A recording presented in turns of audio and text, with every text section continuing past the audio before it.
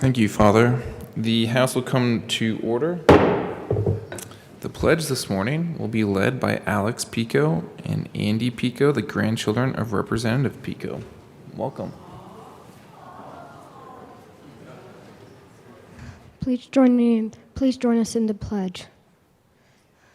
I pledge allegiance to the flag of the United States of America and to the republic for which it stands, one nation, under God, indivisible, with liberty and justice for all. All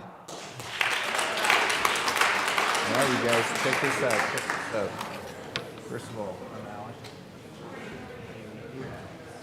Good to see you. Nice job. Here is the certificate. Alex. I'm Alex. I can see you. Nice to meet you. Thanks so much for being here.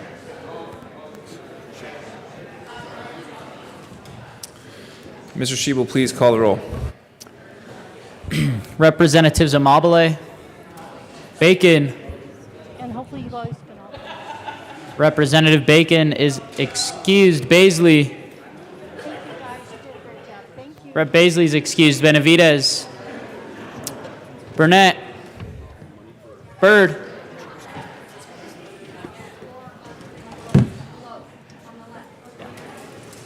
Bockenfeld. Rep. Bockenfeld's excused. Basenecker. Bradfield is excused. Caraveo. Carver. Catlin. Cutter. Representative Cutter. Present. Oh. Doherty. Duran. Here. Esgar. Exum. Froelich. Geithner. Geithner's excused. Gonzalez Gutierrez. Gray. Representative Gray is excused. Hanks. Herod. Holtorf. Hooton. Judah. Kennedy. Kipp. Larson. Lindsay. Lantine. Luck. Representative Luck is excused. Lynch. McCluskey. McCormick. McKean. McLaughlin. Michael St-Genet. Mullica. Rep. Mullica is excused. Neville. Ortiz. Oh, there's Mullica. Representative Ortiz is excused. Oh, it's on the wall. Okay. Pelton. Here. Pico. Ransom. Rich. Ricks. Representative Ricks is excused. Roberts. Sandridge. Sirota. Snyder. Soper.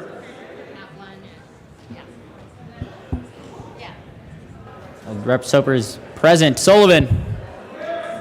Tipper is present. Titone. Valdez A is here. Valdez D. Van Beber. Van Winkle. Weissman. Will. Williams. Here. Woodrow.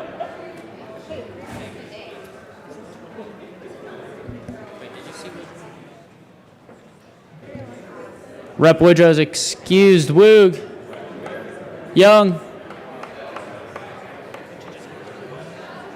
Representative Young. No. Rep. Young's excused. And Mr. Speaker.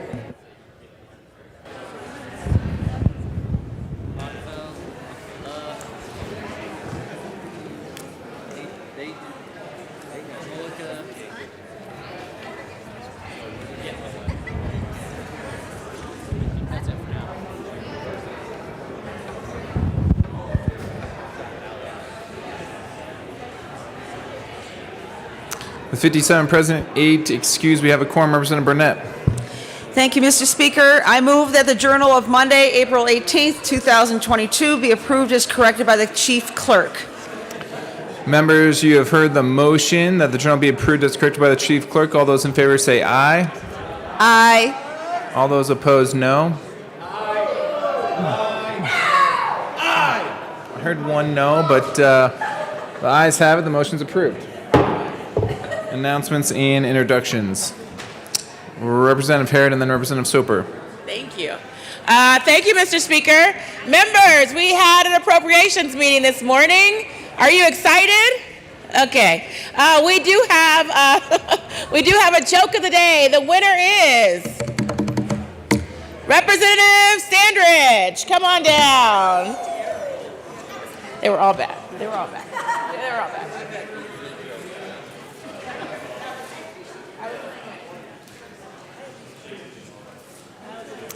Representative Sandridge. Thank you, Mr. Speaker. First thing I'd like to say is I'd like to appreciate or give acknowledgement to the Democrats because they obviously know comedic genius because they're the only ones who laughed. And the Republicans just looked at me. So I want to thank them for understanding the genius. Okay, here it is. What did the DNA say to the other DNA? Oh, I know this one. Do I look fat in these jeans? Oh, I don't. It's actually. All right. That's not what I didn't know that one. Representative Harrod. Thank you, Mr. Speaker. If anybody would like to counter that joke with a better one, come on down. All right, exactly. So, Representative Sandridge, thank you. At the next appropriations meeting, maybe. All right. Representative Soper. Thank you, Mr. Speaker. And members, I come down here because I wanted to introduce some guests that I had invited here. This is Passover, and I had the opportunity of participating in my first Seder over the weekend. And it was a real moving experience, and I invited the 3 rabbis who were there to come. They were from the Shabbat of Aspen. Hold on 1 second, Representative Soper. Please direct your attention to the well as Representative Soper introduces his guests. Thank you, Mr. Speaker. So I invited the 3 rabbis from the Shabbat of Aspen, Rabbi Mendel, please stand, Rabbi Shmui, and Rabbi Shalom. Thank you so much. We appreciate being able to learn more about the Jewish faith and that's part of Colorado too. So thank you for visiting the house.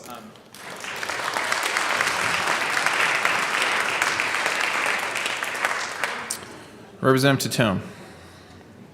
Thank you, Mr. Speaker. Members, tomorrow morning at 7:30, that's right, 7:30, Joint Technology Committee will be meeting at room 352. We'll be hearing a presentation from OSA and HICPUF. We will have updates from the Department of Early Childhood and OIT, so come join us if you'd like to learn about this stuff. Thanks. Representative Pico. Thank you, Mr. Speaker. I'd like to take the opportunity to introduce my guests for this morning. My son, Commander Andres Pico, another Commander Andres Pico, and my grandsons, Andy and Alex, or as we sometimes call them, AP3 and AP4.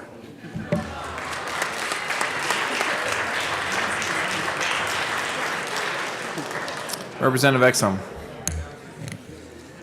Thank you, Mr. Speaker. House Transportation and Local Government. This afternoon, we'll be hearing Senate Bill 164, Representative Woodrow and Lynch, Senate Bill 170, Representative Gray, and Senate Bill 002 with Representative Cutter and Representative Will. 130. LSB. Representative Lontine. Thank you, Mr. Speaker. Health and Insurance. We are meeting today upon adjournment. That means 10 minutes after we adjourn here. Down in room 112, and we're hearing Senate Bill 58. Thanks. Representative Michelson Janae. Thank you, Mr. Speaker. And members, Public and Behavioral Health and Human Services. We will be meeting at 1:30 today in room 112. We will be hearing Senate Bill 2279 for action only, Senate Bill 148, HB 221360, and HB 221158. Be there or be square. Representative Weissman. Thank you, Mr. Speaker. Judiciary Committee members, we have two bills on our agenda today. We will be in the Old State Library, aka the big room across the way, at 1:30 to hear House Bills 1367 and 1371. See you there. Representative Montine. Forgive me, Mr. Speaker. I missed one announcement. The Joint Committee Colorado Health Insurance Exchange Oversight Committee is meeting tomorrow morning at 8:15. Yay us! Also in room 12. So come and join us and have fun. Any further announcements or introductions? Seeing none. Majority Leader Escar. Wait, we have one more. No problem. No problem. Representative McLaughlin.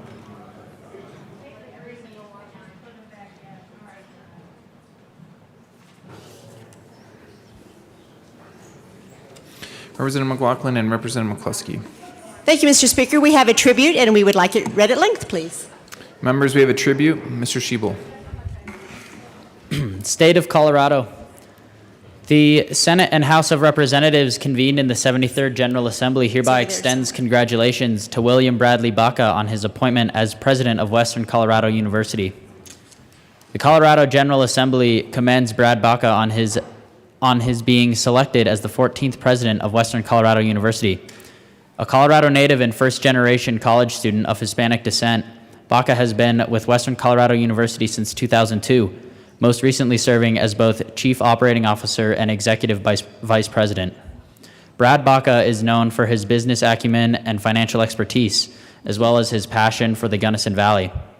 His consistent presence at the university and in the area for the last 2 decades makes him uniquely qualified to move the university forward. During his tenure as COO and Executive Vice President, Baca has helped to reestablish the university's financial stability, moving the education and general fund from a negative balance to more than $14 million in reserves. He has also overseen more than $128 million in construction and maintenance projects on campus. Moreover, he is known for his willingness and ability to work with the faculty by including faculty in the appropriate discussions.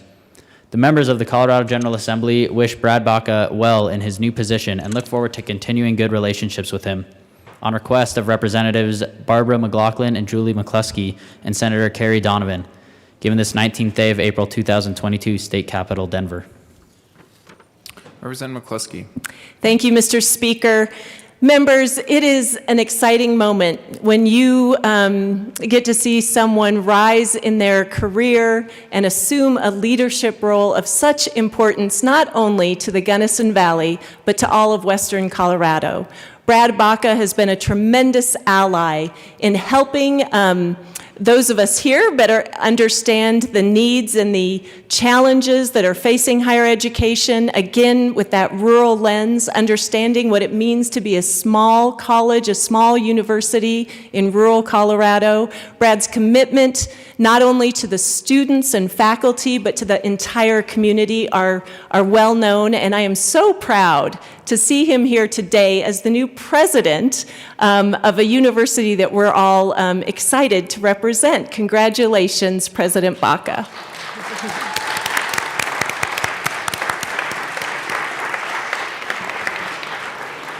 Representative McLaughlin. I cannot add much more to that except that Brad Baca cares about students. He cares about the money involved in education. He cares about everything to do with education, the Western Slope, and the Gunnison Valley. And we couldn't be happier to have him on board. So thank you. Thanks to both of you and congratulations on your new appointment. Representative Catlin. Thank you, Mr. Speaker. It's an honor to serve with you. Honor to serve with you too, Representative Catlin. This is an opportunity for me to say hello. It's good to have you in the 58th District now. I want you to know that we're very proud of Western. You've done a great job. There's a lot of people in my community and living at my house that were educated at Western. I think you've done a great job. You make that university the centerpiece of the city and the community of Gunnison. People talk to me about Western, and that means they're talking about you. We are very proud of you and the job you've done and the job that you will do. Thank you. Thank you, Representative Callan. Seeing no further announcements or introductions, Mr. Sheeple, please read reports of committees of reference.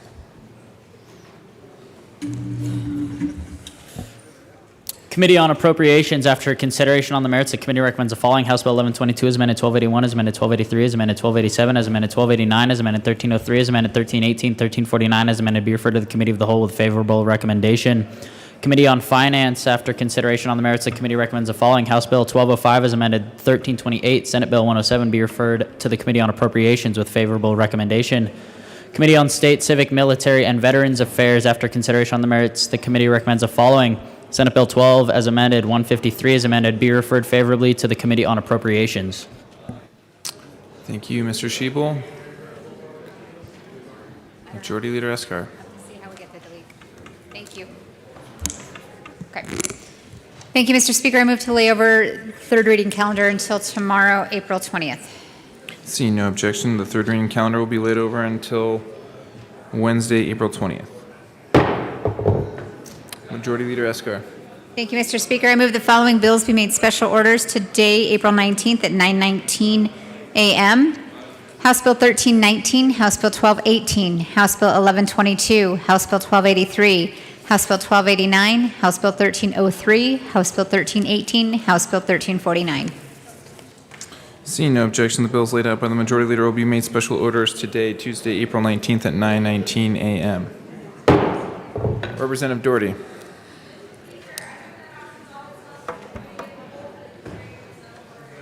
Members, you have heard the motion. Seeing no objection, Representative Doherty will take the chair.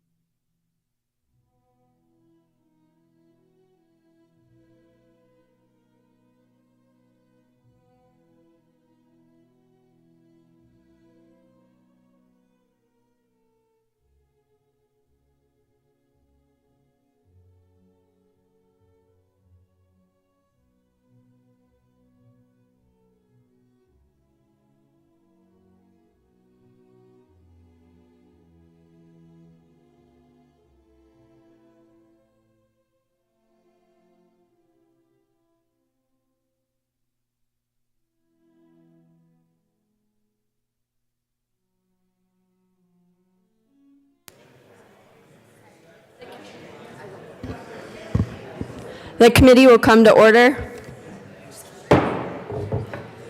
With your unanimous consent, the bills will be read by title unless there is a request for reading a bill at length. Committee reports are printed and in your bill folders. Floor amendments will be shown on the screen and on your iPads. Bills will be laid over until motion of the Majority Leader. The court rule is relaxed.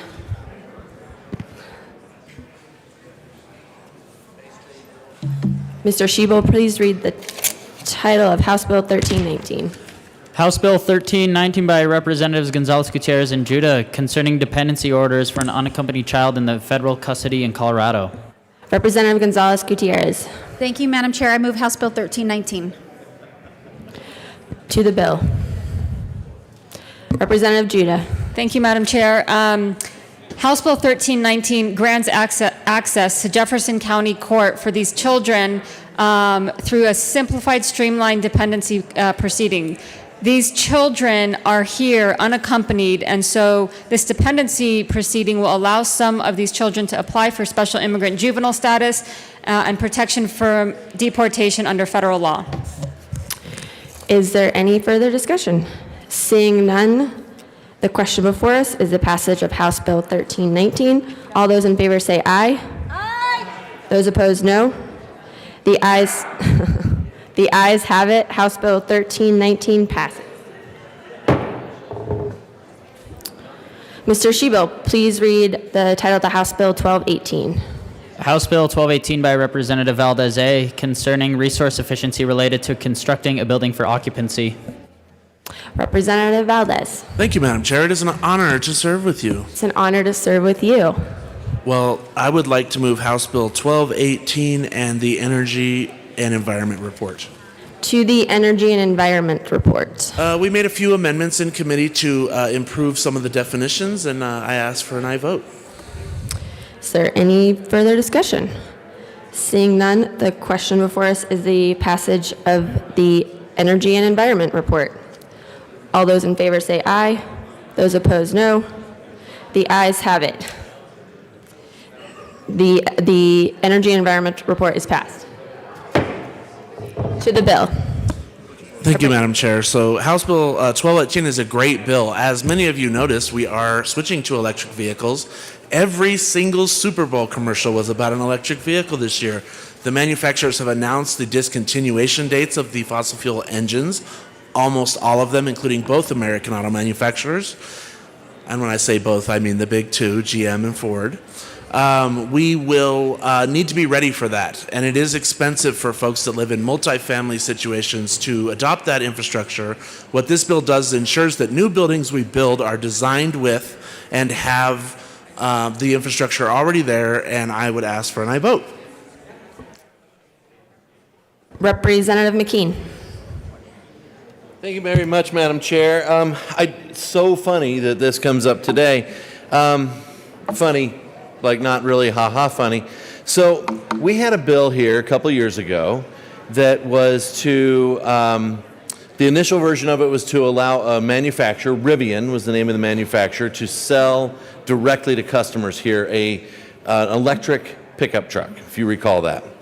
And then we've had one after another bill that has sort of pushed Colorado, if you will, into this electric future that's interesting because I think we all look for an organic way of this growth to occur. So we found out, what was it? Oh, okay, gotcha. So we found out this morning, actually, I got a news report that the CEO of Rivian, that particular pickup truck manufacturer, says that a global battery shortage will push these plans out years, possibly 10, maybe more years into the future. So I have a question on this bill, among others, is have we taken that into account? Have we taken into account the critical metal shortages? Have we taken into account the number of vehicles that are projected to occupy our streets that are electric powered and the critical infrastructure shortage of materials? But not just that. You may know, I'm in the delightful process of building a house, which used to be around 100 amp service, right? Everybody had 100 amp service in their house. Now I'm going to have 200 amp service because someday maybe I will want to charge a car. So have we also calculated in what the base load to the infrastructure looks like and the base load increase? But the biggest question I have because of that story today is where are we in determining what the longer term view of this looks like in terms of the metals and the critical shortage of parts? Representative Valdez A. Thank you, Madam Chair, and thank you, Minority Leader McKean. Essentially, right now, we're experiencing, and I say we, I mean the United States, we're experiencing a major supply chain shortage of all parts for cars. So this is no more severe. In fact, most of the big automakers, and I'm not speaking about Rivian because that is a brand new auto company, have already made investments in manufacturing those things right here in the United States. So most of those powertrains, most of those components will originate right here in the United States, including those on the Tesla, which I would say is a more legitimate large car company that makes their car entirely out of American parts right here in America. So we can't be different than the rest of the world where supply chain shortage is concerned due to COVID and a number of geo factors, but this is where the manufacturers are going. They're doing it because of consumer demand. I'm assuming that's why they are making the switch. And so we want to be ready to make sure that it's not super expensive for our consumers here in Colorado to have this infrastructure where they live, which is very important. So hope that answers your question. Minority Leader McKean. Well, thank you very much, Madam Chair. It does not answer my question, because here's the problem. We do not have these materials here. So if we hide behind this language of global supply chain shortages, we're actually not telling the truth. What we're talking about here is the supply of lithium. We have had several discussions on certainly my side of the aisle, I believe your side of the aisle, in terms of the ethical sourcing of product. We now have 6, 7, and 8-year-old African children trying to mine lithium with their hands. So we know that that's a problem. We know that it is a problem to get enough of the material to make the batteries just at a basic level. We are not capable of producing this ourselves. One of the largest lithium mines in the world is in Canada. We also have apparently a need, after talking to a lot of people in this industry, of actually going back to some older mining methods that are more productive for the very minerals and metals that we need, and including strip mining. And so I guess my question is, I don't think that we can answer it just by their global supply chain shortages. We do not have these materials here at home. We do not have these materials here. And so how on earth are we going to move toward this bright, bright future without the actual products to do it? And then also, what if we were to have a discussion here in this body about the ethical sourcing of these materials and what ethical sourcing would probably mean to that very same supply chain? Representative Valdez A. Thank you, Madam Chair. Thank you, Minority Leader McKean. Well, I don't think lithium is germane to the argument about installing electric vehicle infrastructure in large commercial and large residential buildings in the state of Colorado, and I guess I would just leave it at that. Minority Leader McKean. Thank you very much, Madam Chair. Just one last comment, because what we're talking about here is we're talking about changing the way we do things, changing the way we build buildings, changing the way we have infrastructure on our roads and highways. All of these components go to this drive, if you will, pun completely intended, toward an electric vehicle future. And as you mentioned, standing here just minutes ago, this will likely see the end of the internal combustion engine. First of all, I disagree. I think that the ability for technology to overcome some of the problems, like big semi-trucks, which these commercial buildings, having been wired for it, might be charged with, they can't actually pull a load as heavy as their battery. And so that's a tough deal. But the thing is that maybe we do move into that future, but we seem to be driving toward that future in these kinds of steps by changing the way we build buildings and everything else. What if we're going so fast we outrun the ability to do it and we put a terrible burden on the people of Colorado? Representative Pico.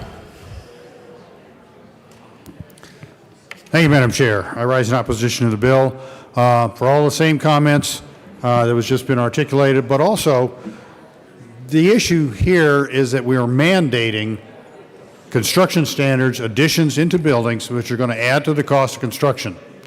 Here in this chamber, we have argued time and time and time again about the need for affordable housing, and yet we continue to come back and impose increased requirements. This is an increased requirement on the construction. Yes, it is cheaper to put some of this stuff into a building before it's initially occupied, as opposed to coming back and retrofitting it. But you are adding a cost to construction. You are adding, and you're adding it to everybody. Also, in addition, you are imposing a building requirement on local jurisdictions where local jurisdictions have always had that control. This is also an issue of local control, something we hear all the time here in this chamber. Local control being very important. This overrides local control on building standard. It adds to cost of construction. And in addition, one of the things that I have mentioned many times is the additional load that the electrical cars put onto the distribution grid.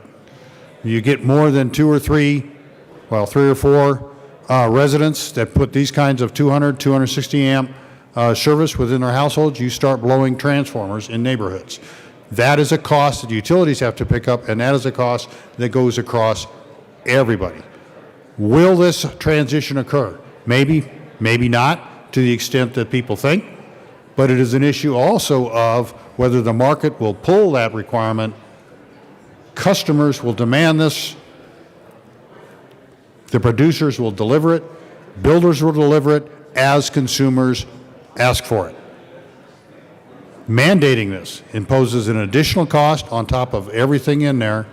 It poses an additional cost on utilities that all of us will have to pay, whether you have an electric car or not, which goes back to the other issue of, I got a great idea, but everybody else is going to pay for it. This is a bad idea. I urge a no vote. Representative Valdez A. Thank you, Madam Chair, and thank you, Representative Pico. I think one of the things that we're looking at here is the fact that the cars are coming, and we want to make sure the infrastructure is there in new buildings. And we've already done the work as a legislature to pass the bills and do the work necessary to enable our utilities to adapt. We've invested in them and let them do it in the way that they know how to be ready for this infrastructure when the time comes. We passed a bill in 2019, Senate Bill 77. They're ready. They know what's coming. As far as the affordability issue, I think one of the things that gets lost in the argument when we're talking about electric vehicles is while installing an additional outlet in a house seems expensive, it's not. And the fact of the matter is that to do it after the house is built is expensive, because then you're looking at a main panel upgrade to that higher service. That's $1,800 to $2,000. You're also looking at the conduit run, the wire run, the outlet, the permits. It's expensive to do it on its own. The other thing I always remind people about electric cars is that it takes you away from the gas station. And right now with gas hovering right around $4 a gallon, if you're talking to fill up a week, that ROI is very quick. And that's the thing that most electric vehicle drivers in Colorado have already realized. But I do appreciate the question. We are glad we've already passed the legislation for our utilities to prepare for vehicle electrification. Representative Pico. Thank you, Madam Chair. I appreciate that utilities already have the freedom to do so, but freedom being the operative word here. They will do it as the demand pulls it. We have the case now where you mandate, for example, in commercial development, that they have so many quick charging stations and so many in a percentage of regular trickle charge. You've got commercial developments going in where the utility can't serve the load. And that's reality. And that's an additional cost. And how many more? I want to stress, I'm not opposed to electric vehicles. They're cool. They have great performance. It fits a lot of people's needs to drive back and forth to work and leave it plugged in overnight. In a lot of cases, they don't need extra wiring to do that for an overnight charge at a normal level. They don't need this. This is only needed for those high-end chargers. Are those going to be necessary? Are they going to have advantages to local utilities? Yeah, they will. But they come at a considerable cost, and mandating that is where we draw the line. I urge a no vote. Representative Woog. Thank you, Madam Chair. I also urge a no vote. And with all due respect, it probably is more expensive to retrofit later. However, that leaves it a choice for buyers. And this just concerns me greatly, among other legislation, that we are edging away more and more from the free market. That is going to be an upfront cost. And again, let's leave these choices for everyone. We don't need to speed up technology. Let's let the market do it. I don't think we created legislation to make people buy cell phones quicker, and that really took off. We know things are going electric, and I'm not going to sit here and deny that, but I know that my constituents, many of them, are not going to want this enforcement and to be paying upfront for something they truly don't want yet. So give them the choice. Let them do this down the road if they want to retrofit. If they want to get in on it ahead of time, they can do that. But to create legislation to guide everyone towards electric vehicles is absolutely against what House District 63 is looking for, and I urge a no vote. Representative Will. Thank you, Madam Chair. It's an honor to serve with you. Honor to serve with you as well. I come up in opposition to this bill. I heard it in committee. We heard from several developers, apartment owners, and talked about the cost. With the cost of housing, we're talking all the time down here in this floor about affordable housing. All this does is drive up cost of housing.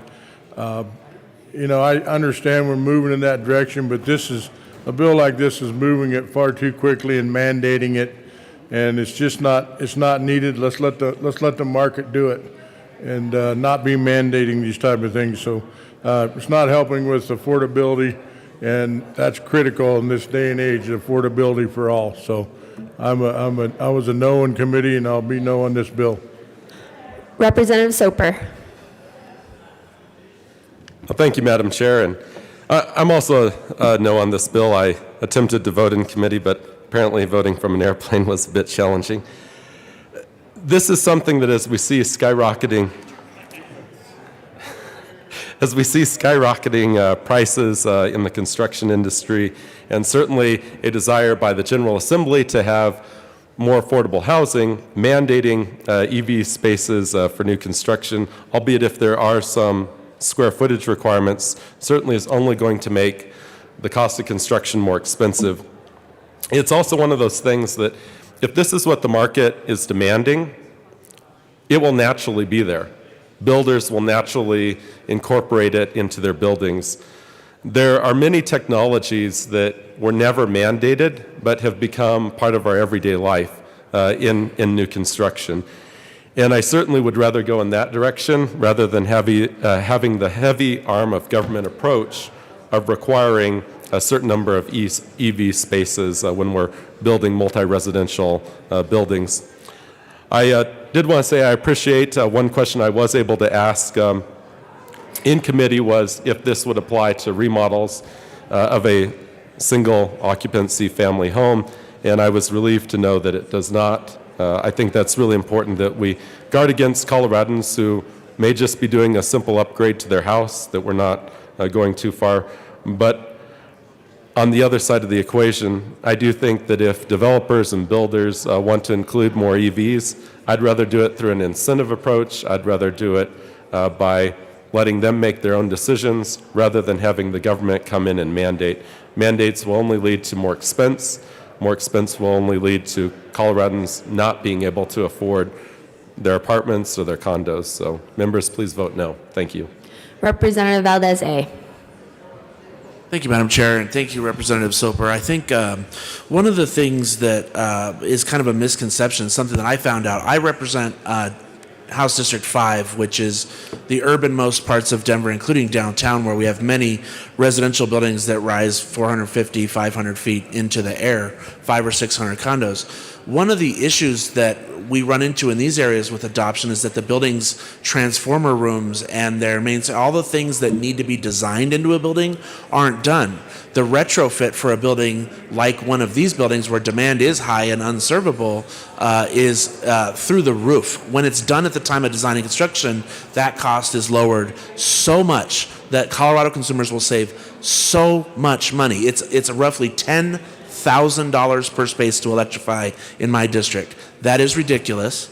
And if a building was just designed with a larger transformer room, with some of this equipment, with the conduit runs run in the concrete instead of having to come and drill, buying the copper wiring in bulk, those sorts of things become very much cheaper for consumers. The other thing to think about is in multifamily residential apartment buildings, they don't necessarily have the motive to serve their tenants.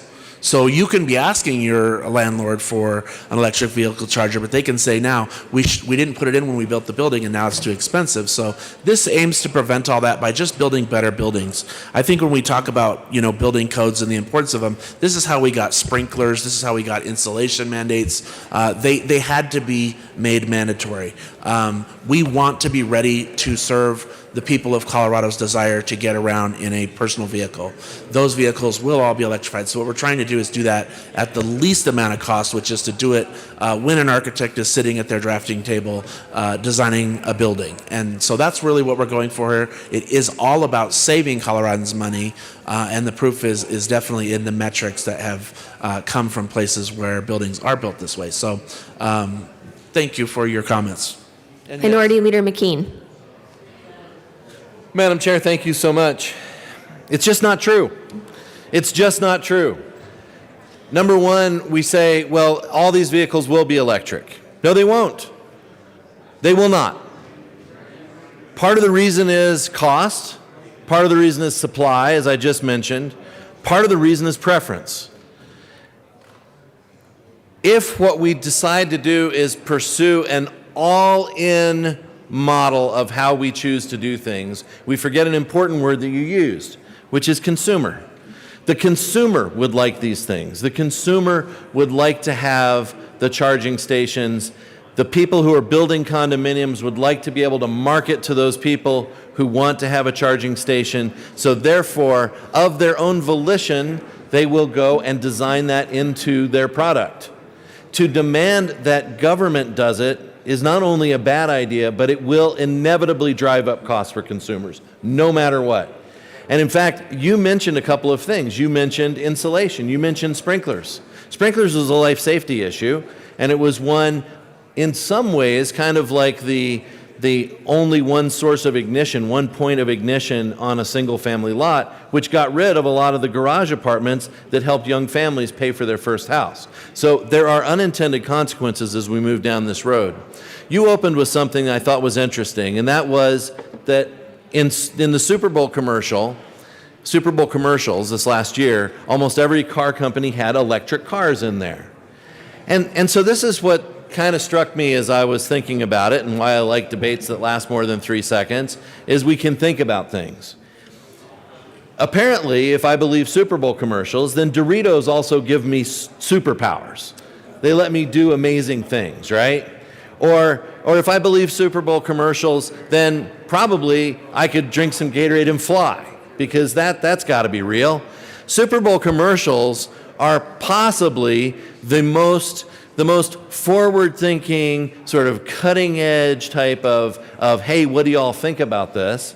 And this is where the consumer and reality meet the day, meet the moment of today, which is right now today, we do not have enough electric cars in Colorado to create the balance for requiring this kind of infrastructure and the cost driven by that and what the end user is going to want. Maybe we will someday, but we don't have it today. So when we say design in all these things because it's a government mandate, I think we might want to remember that until we meet that moment, maybe 20 years from now, what you're really doing is driving cost at the most expensive time for Colorado families that go into their product. My own house, $1,600 more to get 200 amp service provided to my house. $1,600 more, which added to the cost of the building permits and fees, which was $42,646. $42,646 just to pay government for the right to put a shovel in the ground. And now we're going to add cost on top of that to make sure that you have all of this infrastructure in place for something you may not need or want. This isn't government's job. If the consumer wants it, the consumer will ask for it. They'll have a better product to sell. Representative Pico. Thank you, Madam Chair. I'll charge up this conversation a little bit with a little discussion about cost. The statement was made that we're going to save Coloradans money, but only if they could cough up an extra $10,000 for a vehicle, an extra, in round numbers, $2,000 per home to put the charging station, pre-wire it, and so forth. Electric cars are a great idea. They have a lot of potential for certain applications. It depends upon what your driving patterns are. but the demand simply is not there. The demand is 3 to 10%, depending upon what month you want to look at, of cars being sold. Maybe it up to 15% during here this last run-up of costs. But you don't get to save all that money that you're talking about unless you cough up another $10,000 on top of that. And in addition, an awful lot of that cost benefits of someone buying a car are based upon subsidies, which are costs that all of us pay, whether we want to get a car or not. Again, I'm pointing to the fact that this is a government mandate. It's forcing costs on a broad population in order to serve a few, and I ask for a no vote. Representative Valdez-A.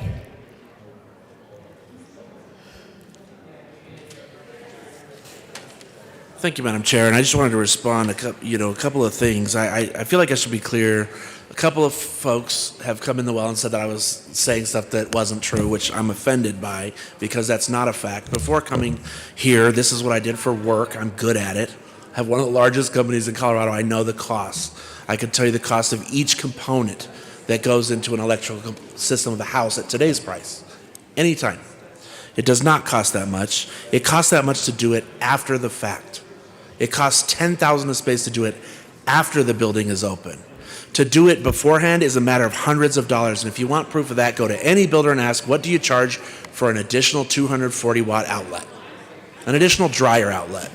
If they tell you $2,000, find a new builder because you're getting ripped off.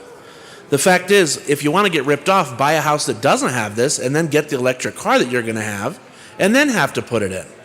Then you're going to feel abused because nobody wanted you to spend the few dollars up front. The fact of the matter is, when you portfolio the construction of a building, an additional conduit run is literally nothing. But again, this is for large buildings. There is more to it than just the outlet. There is the transformer room. There is the architectural design of the building to allow the service to travel within the walls of the building.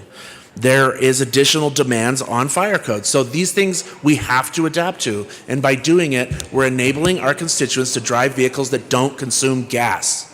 $4 a gallon, an average of 20 miles per gallon. That's expensive habit. So what we're trying to do is save people money and save just this other little thing called the earth that we all habitate, and we'd like to have air that's breathable. We live in a severe non-attainment area. It's unhealthy. The reason all of our voices sound like we've been up smoking all night is because our air is polluted.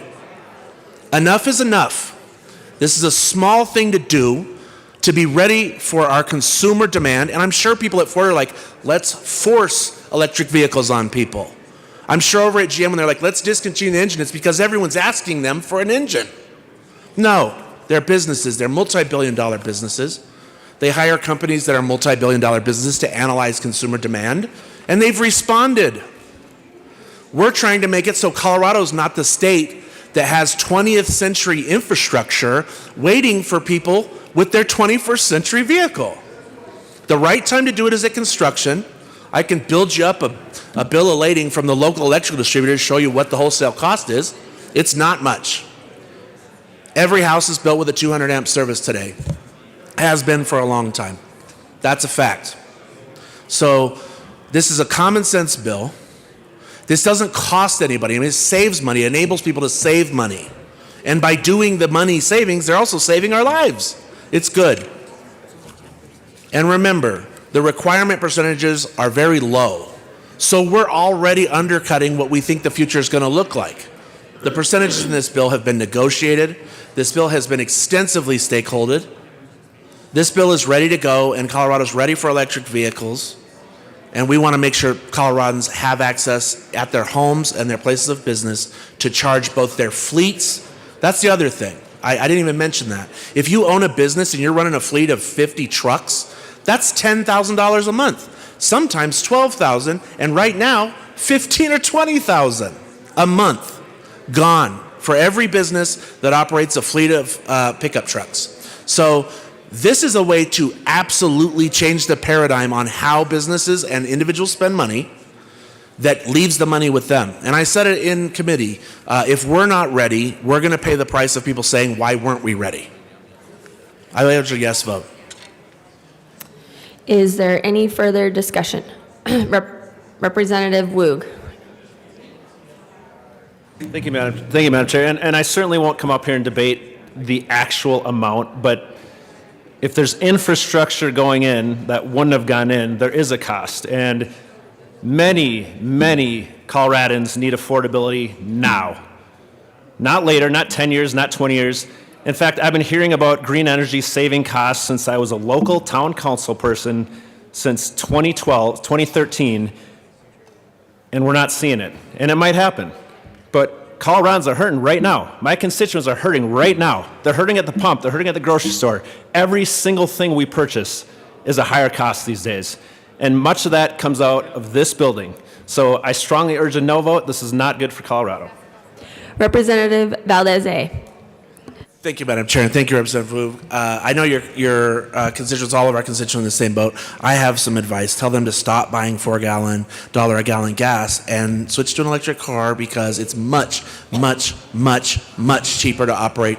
Helps live that better lifestyle that we're all hoping to achieve for Coloradans because you're not pumping $75, $80 a tank into the back of your car every week. Representative Gray.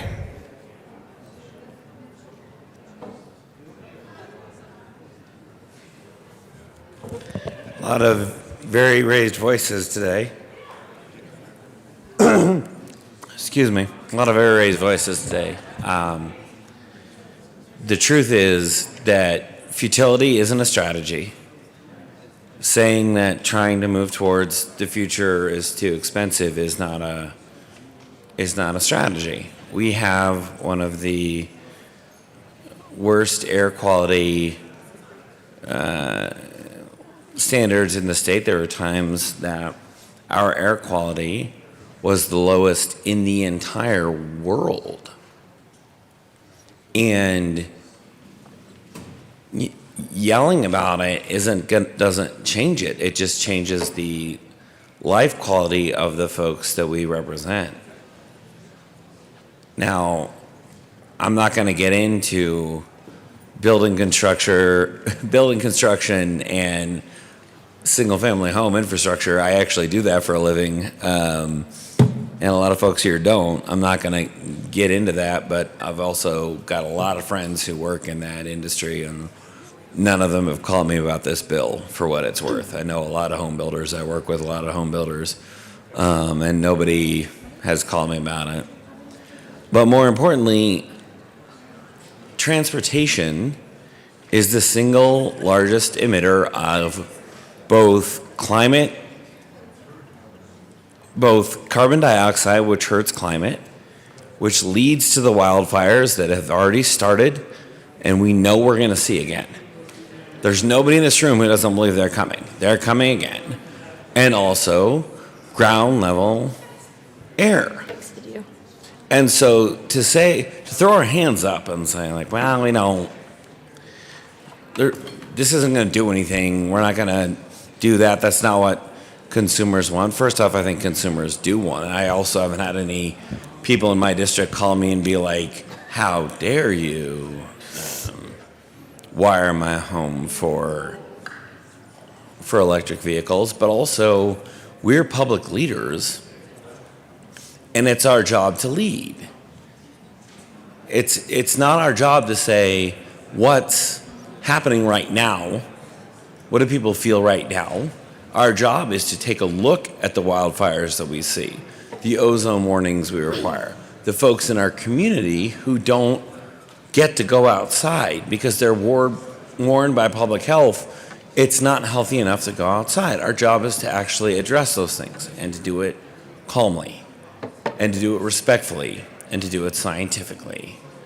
That's what our job is right now. There's not anybody who can come to this well to say our biggest emitter of both climate-related emissions and ground-level emissions and everything that is a threat to people's homes and lungs is transportation right now.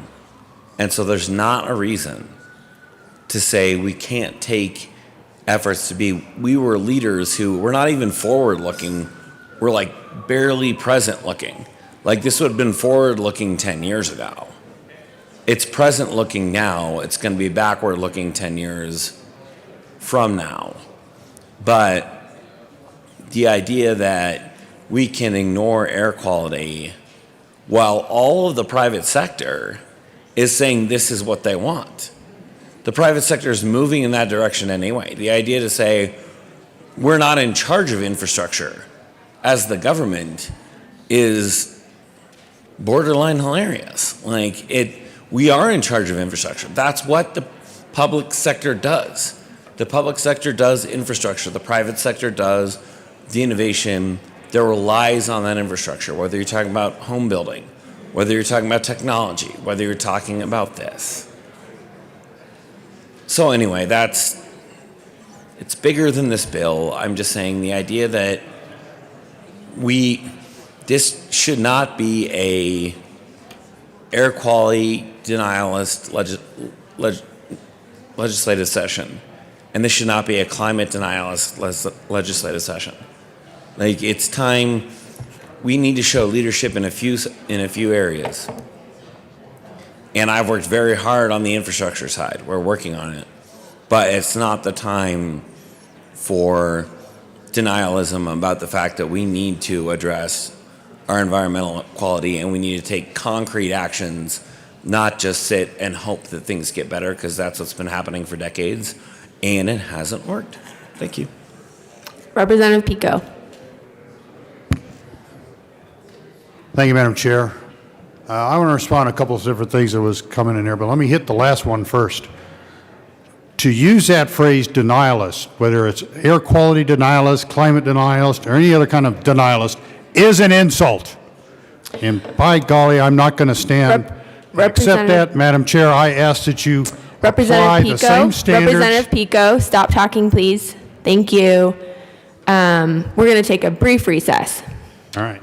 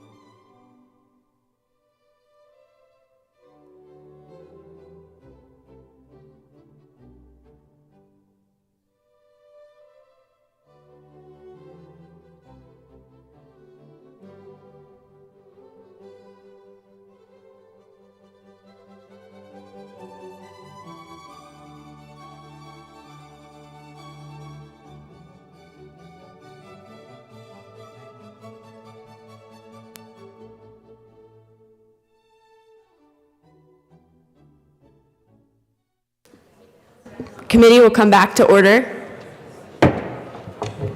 Representative Pico. Thank you, Madam Chair. Now for the points I really wanted to make first. We've heard about how much it's saving money to drive an electric car versus $4 a gallon gasoline.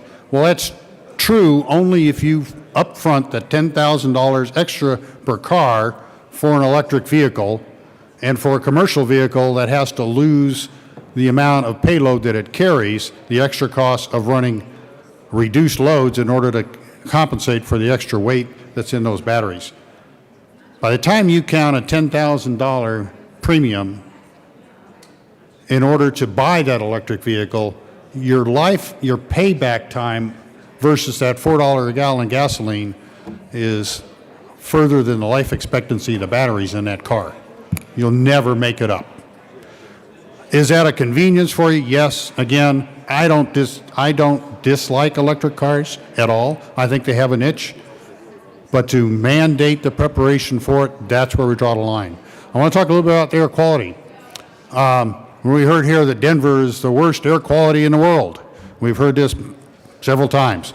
I went and pulled the EPA reports, and as tempting as it is to read 1,000 lines county by county, I'm not going to do that today. I'm going to point out that in the top 5 worst communities in the United States, Colorado doesn't show up. So this nonsense that Colorado has the worst air simply isn't borne out by the EPA numbers. It simply is not true. And especially so if you eliminate the 1 or 2 days or 3 days that is caused by external factors such as forest fires to our west. Colorado, what I have said here before, Colorado has some of the best air quality, and that's true outside of Denver. Denver is in the top 10 of the worst numbers. No question about it.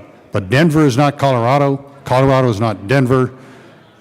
And using that as the justification for forcing electric vehicles preparations is not necessary.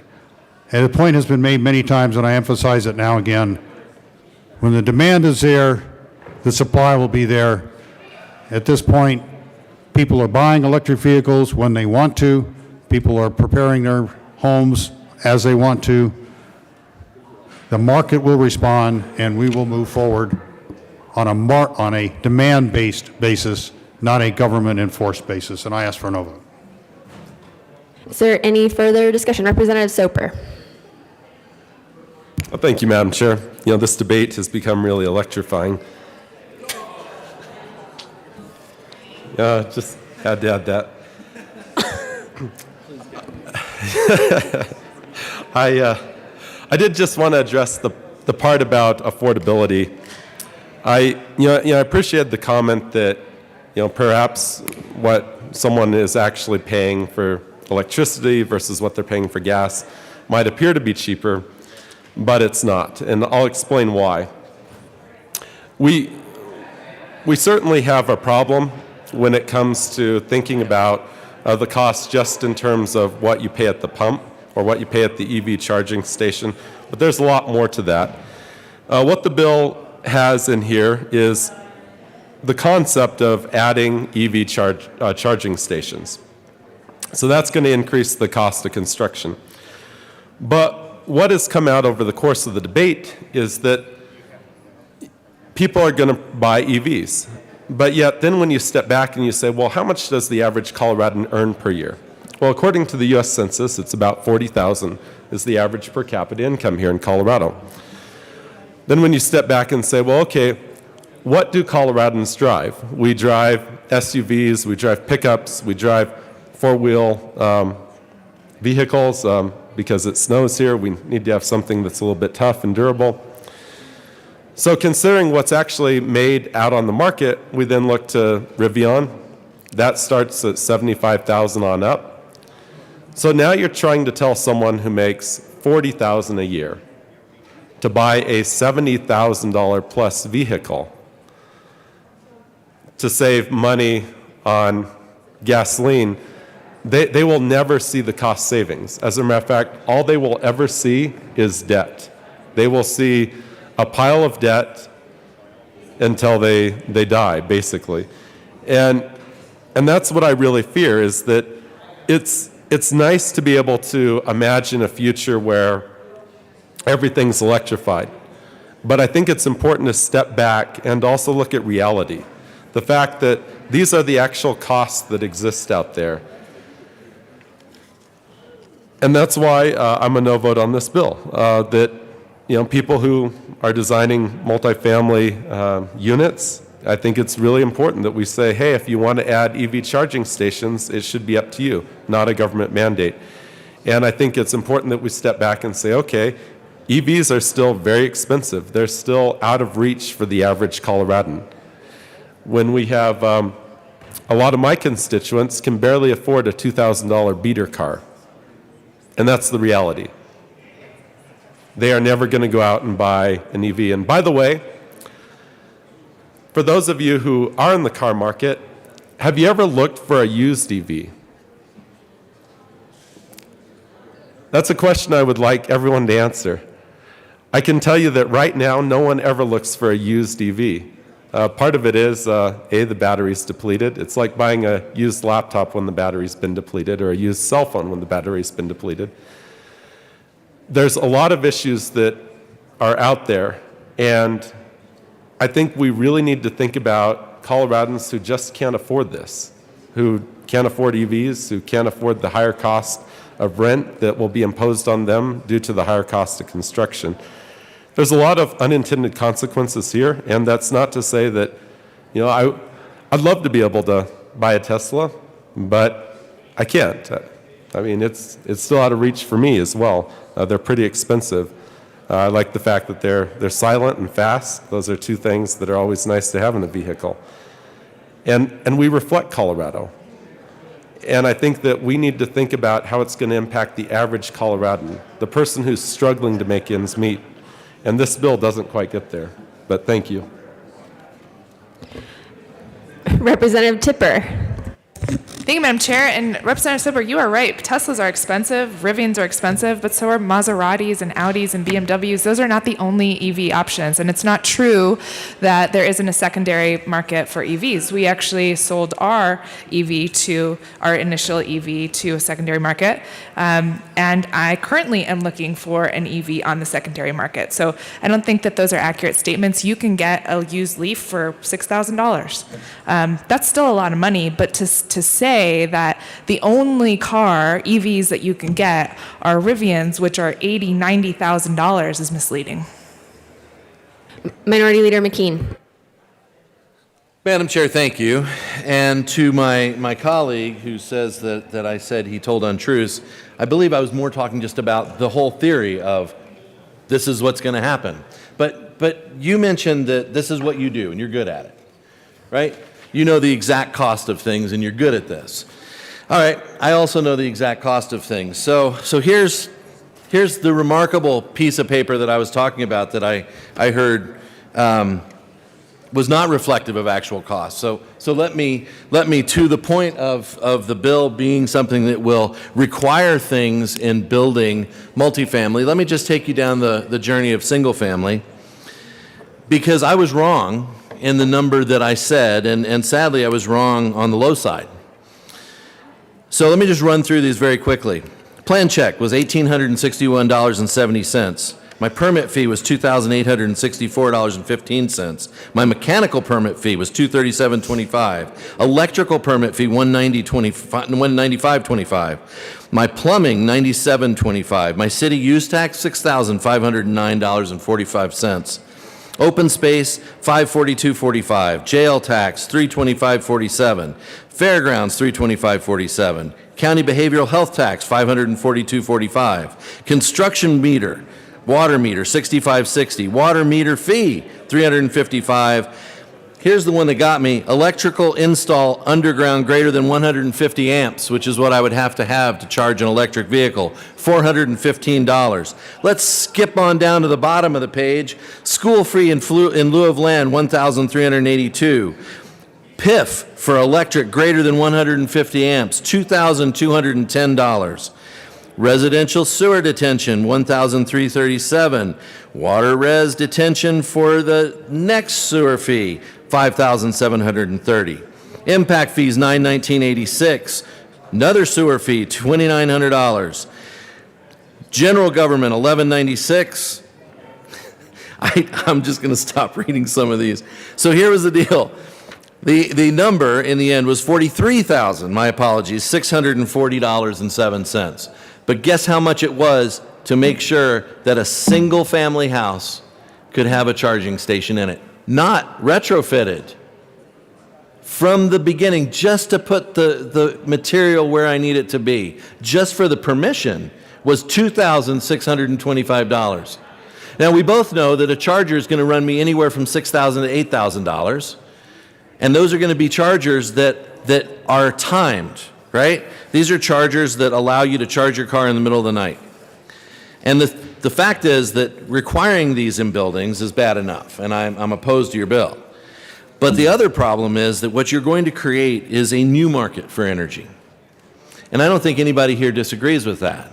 But my folks in Loveland are suffering the terrible consequence of their electric prices going up in a tiered rate system. And at night is the time that electricity is the cheapest. Guess when everybody's going to charge their electric cars? At night. Why is it cheapest right now? Because there's low demand. What's about to happen? There's going to be high demand. And that means that it's not just the cost of what it's going to require for a construction company to put all this infrastructure in. It's not just a developer's cost. This cost will lay on the backs of the consumers and the moms and dads of this state. It's not right. Representative Catlin. Thank you, Madam Chair. It's an honor to serve with you. Honor to serve with you. Thank you. Members, I've been watching this debate, listening to the debate. I understand where we're going. I understand where we want to go. I understand where we've been. But one of the things I wanted to mention is this seems to be a very urban-centric argument. In my district, we are starting to talk about building some apartment houses because of the shortage of housing all over my district, not just in the town of Montrose, but Cortez, some of the communities that are suffering not having enough housing. But one of the things that I want to mention is that it seems like here we are writing law for the state of Colorado because of the demands of the Denver area. Now, I know this is a state legislature, and I appreciate what's being brought here. But one of the things that we lose out on is we forget about the size of our power companies, the size of our power lines, the size of what we're doing out in some of these rural communities. We've been hit hard on economics, COVID, all the same things that you folks have been hit hard on. But one of the things that we are suffering from is the expansion of our electrical services.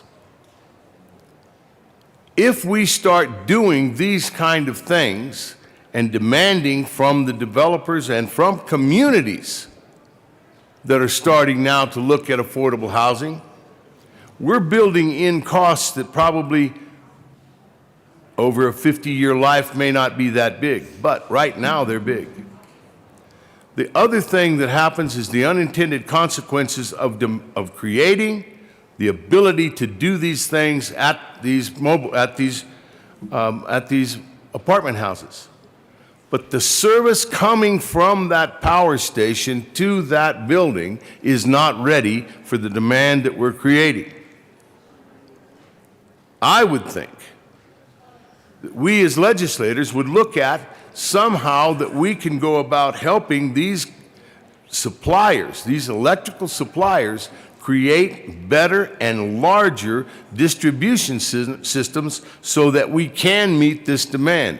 We're meeting it inside the private property line of the developer, saying, okay, you can plug in. But what if there's not enough electricity to plug in, or the lights somewhere else go dim? We need to think about this as a whole, rather than currently inside the parking lot of a 25-space apartment house.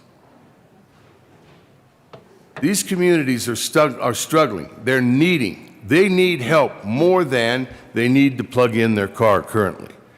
Today, I'm a no on this vote. Thank you. Representative Valdez A. Thank you, Madam Chair. And I just want to remind the committee that this bill only applies to large commercial and family developments. It does not apply to single-family homes where we heard the laundry list of costs. So the other piece that I want to say is this is about, I work here, I hear a lot about the urban-rural divide. And a great way to expand it is to make sure that the Denver area is ready, but the rest of the state doesn't get ready.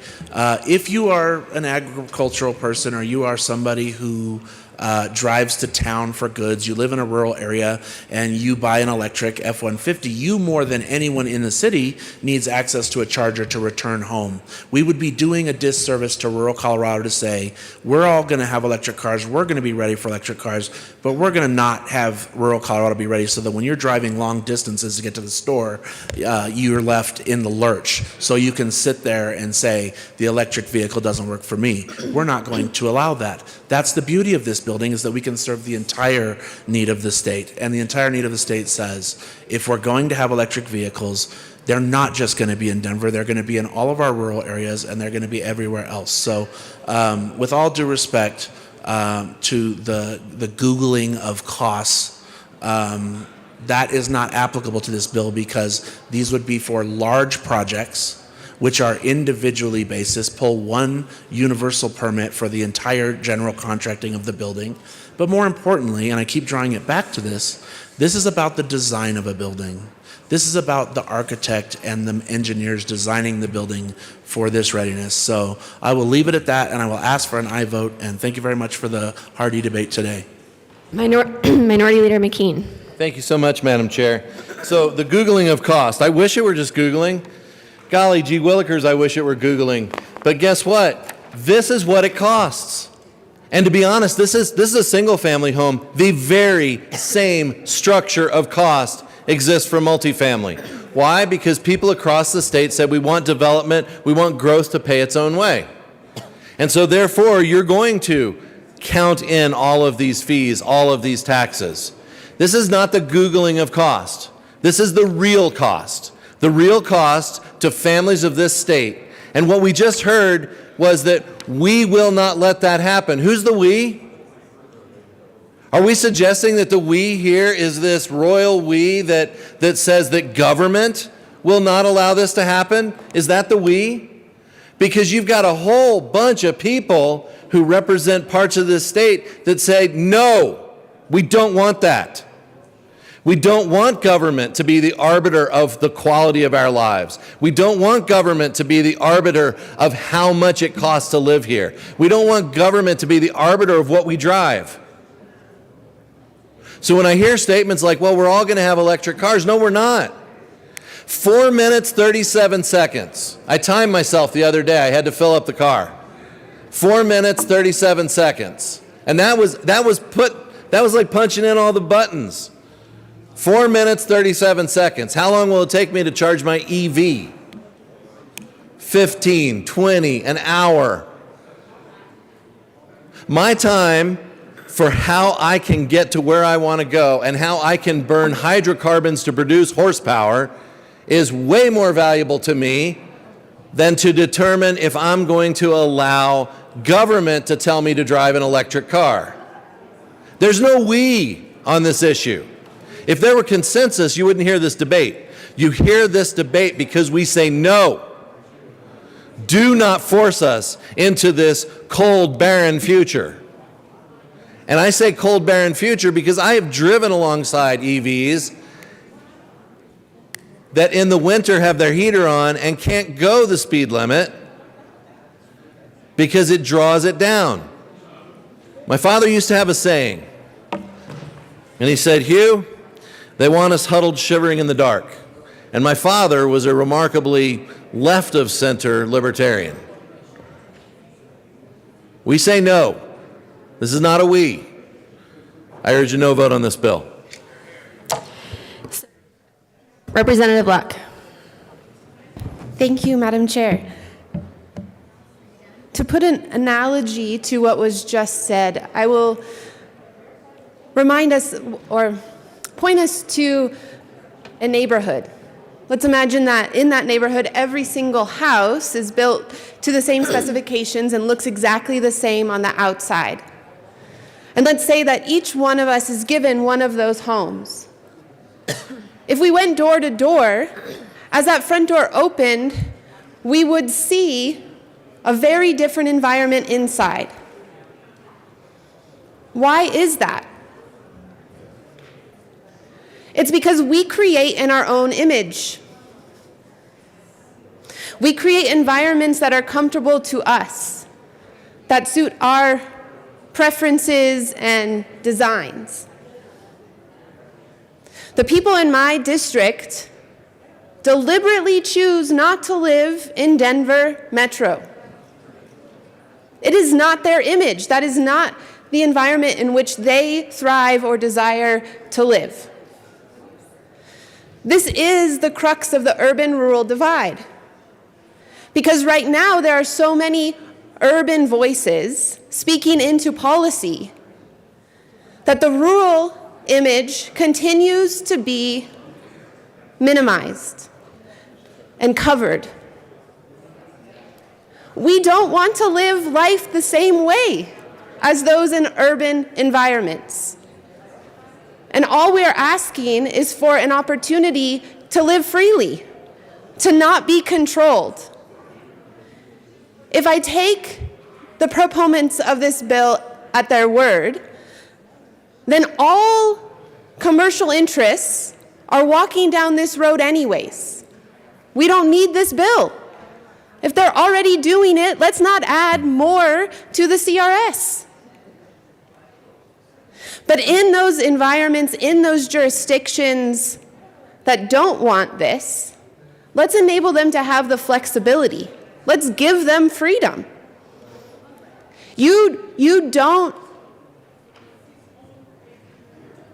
actually appreciate the rural culture if you think that this bill will be well received by most. This is an intercultural dynamic that we have. So please be honoring. Don't be hegemonic. Please be honoring of our lifestyles.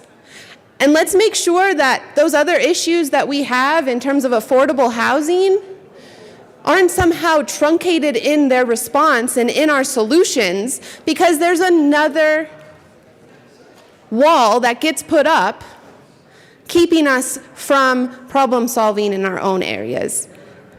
This might be a good idea, but it's one of those ideas that people who are considering building these types of buildings need to have in their own boardrooms and their stakeholders can speak into. This is not an idea we should be enforcing upon them. Thank you.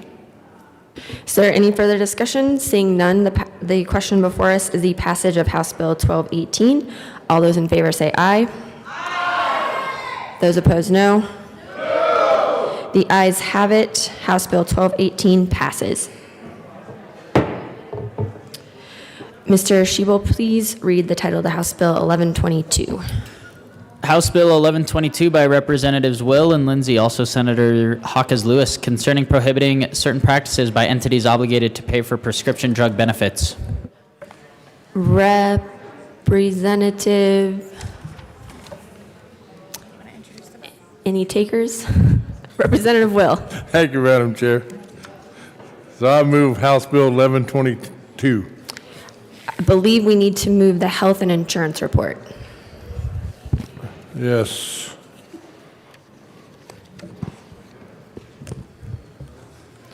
Yes, move the Health Committee report. To the health and Appropriations. Yes. to the appropriations report. Sorry, thank you.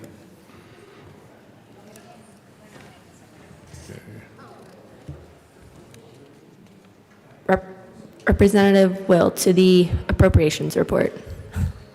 Okay, so the appropriations report, there was a change in the amount for the fiscal. Went from, I think, it went up to 27,000 from like 17,000. 23,273, yes. It was appropriated. Is there any further discussion? Seeing none, the question before us is the passage of the appropriations report. All those in favor say aye. Those opposed, no. The ayes have it. The appropriations report passes. Now to the committee report. Now to the health and insurance report. Yep. So health and insurance,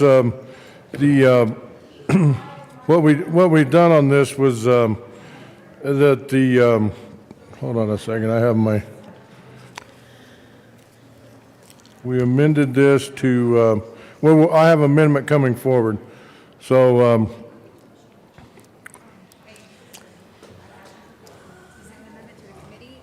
no, we're going to amend it. Yeah, we're going to, no, the committee, not the committee report. Okay. So it applies that third party reimburses 340B covered entities or contract pharmacies in the state and prohibitive third party from maintaining differential reimbursement rates for participating and non-participating providers. Any further discussion? Seeing none, the question before us is the passage of the health and insurance report. All those in favor say aye. Those opposed, no. The ayes have it. The health and insurance report passes. To the bill. Representative Will. Madam Chair, we'd like to move amendment L009. I got them right here. Ask it to be displayed, please. Bring my phone down.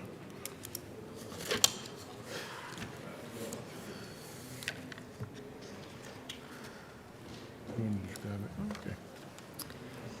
The amendment is properly displayed. To the amendment, Representative Mandy. Representative Lindsay. Thank you, Madam Chair. This amendment changes Section 1 of the bill to only apply to rural pharmacies located in a county with 100,000 or less in population and where the pharmacy is owned by a licensed pharmacist. Is there any further discussion on Amendment 009? Representative Will. Thank you, Madam Chair. I just want to say on this amendment's a really good thing for our rural pharmacies and our independent pharmacies across rural Colorado. And the way that what this amendment will actually do is it'll apply to about 70 pharmacies across Colorado. Any further discussion? Seeing none, the question before us is the passage of Amendment L009. All those in favor say aye. Aye. Those opposed, no. The ayes have it. Amendment L009 passes. To the bill. Representative Lindsay. We need to appreciate the important role in our healthcare system and in our community pharmacies, our community health centers, and our other safety net providers. This bill helps support them and make sure that they can continue to operate and provide lower cost drugs to their patients who are unable to afford their prescription drugs. Is there any further discussion? Seeing none, the question before us is the passage of House Bill 1122. All those in favor say aye. Aye. Those opposed, no. The ayes have it. House Bill 1122 passes. Mr. Schiebel, please read the title of House Bill 1283. House Bill 1283 by Representatives Michelson, Janae, and Bradfield, also Senators Buckner and Priola, concerning enhanced residential services for persons with behavioral health needs. Representative Michelson, Janae. Thank you, Madam Chair. I move the Appropriations and Public Health Committee reports. To the Appropriations report. In the Appropriations report, we figured out all the different ways to utilize the ARPA funding for this bill. As for an aye vote. Can you please move the bill as well? I would also like to move House Bill 1283. Thank you. And is there any further discussion on the Appropriations report? Seeing none, the question before us is the passage of the Appropriations report. All those in favor say aye. Aye. Those opposed, no. The ayes have it. The Appropriations report passes. To the Health and Insurance report. to the public and behavioral health and human services report? Yes. I need to amend this report, please. So I would like to move amendment L004.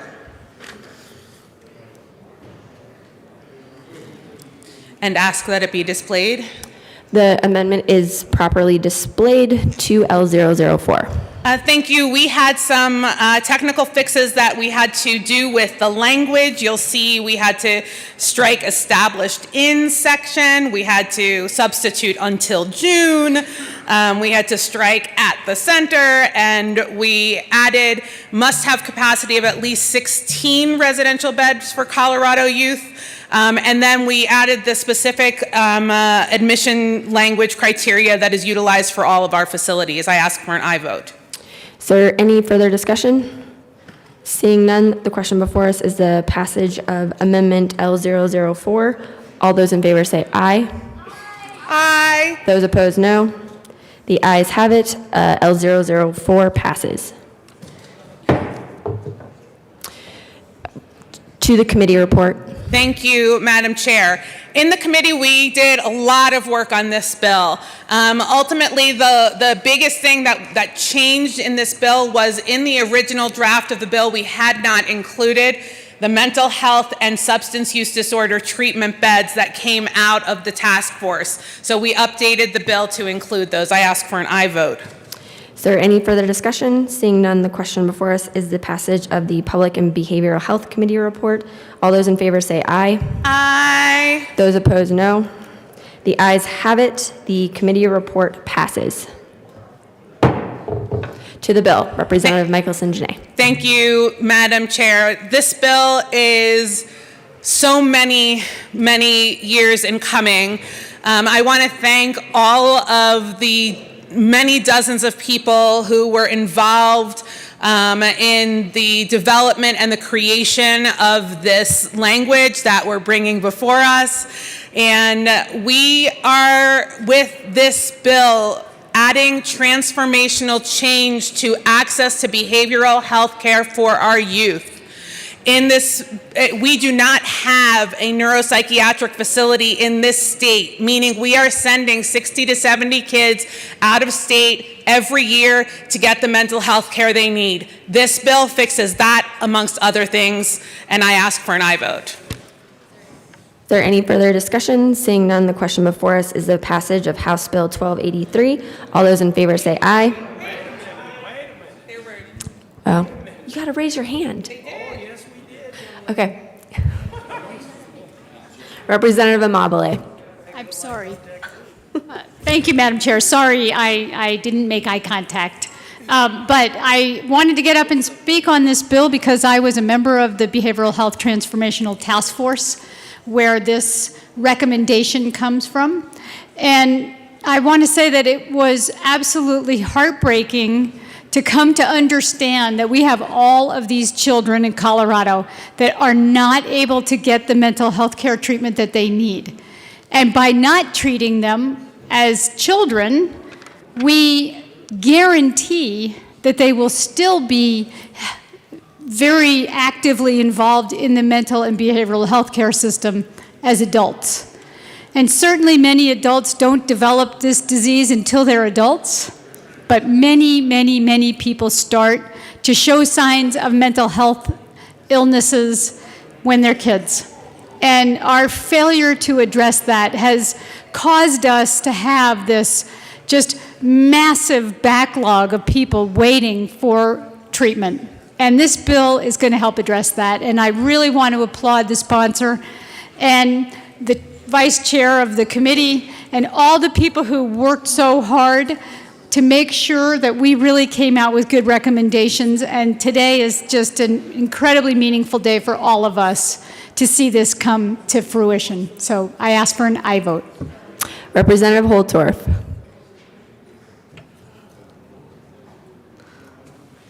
Thank you, Madam Chair. It's an honor to serve with you and be recognized by you. It's an honor to serve with you as well, Representative Holtorf. I want to speak to the importance of this bill and to the bill sponsors.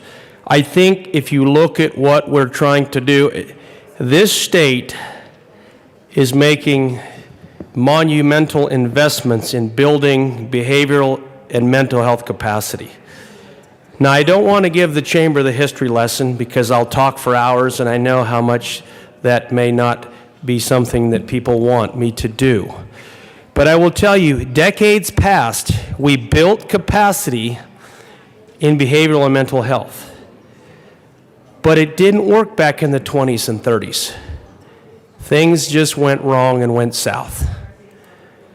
So we got away from that and we removed that capacity.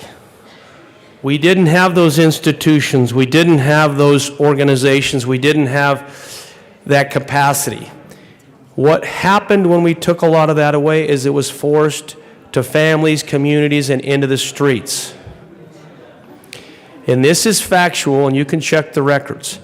But what we realized now in 2022 is some of that capacity is very necessary, and we have to rebuild it.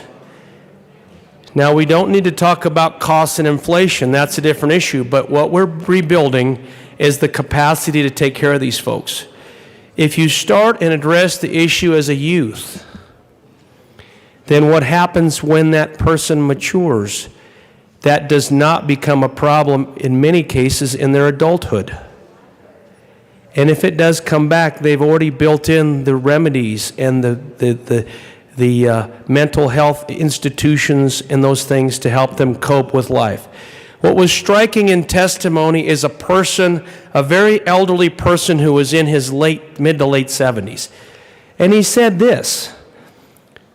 He said, you know, back in the 70s, 60s and 70s and early 80s, we had decent care in Colorado.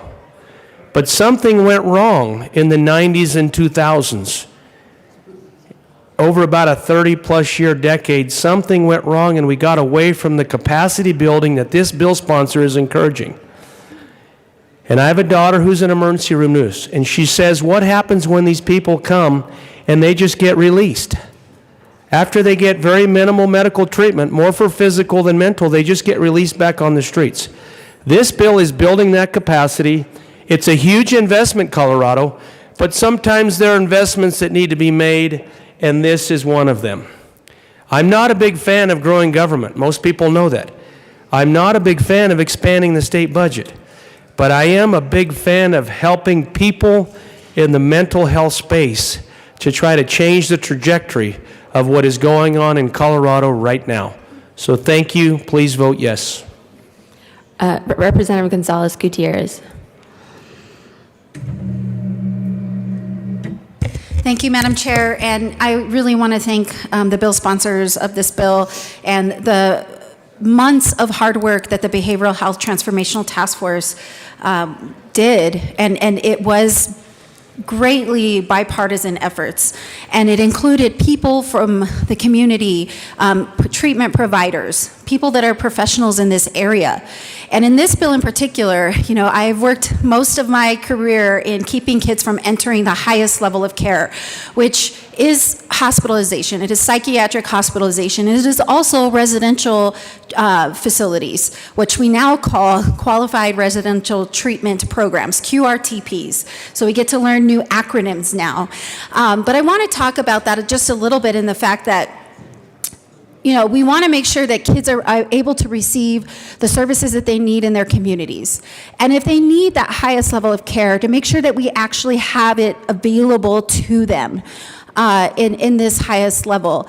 And I also want to just point out that being able to access these types of programs, these facilities where young people can receive mental health treatment, and how incredibly important that is to keep them from entering other more punitive systems that can take their lives in a whole new direction, but instead have the opportunity to address their needs in a more appropriate way. So I am, of course, in full support of this, and I am so proud of the work that has been done.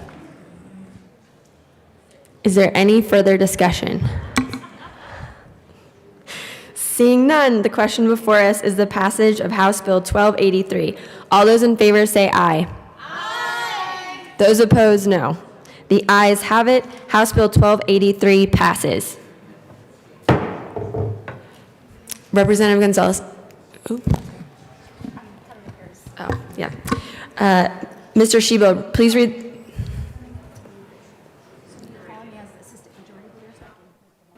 Assistant Majority Leader Gonzalez Gutierrez.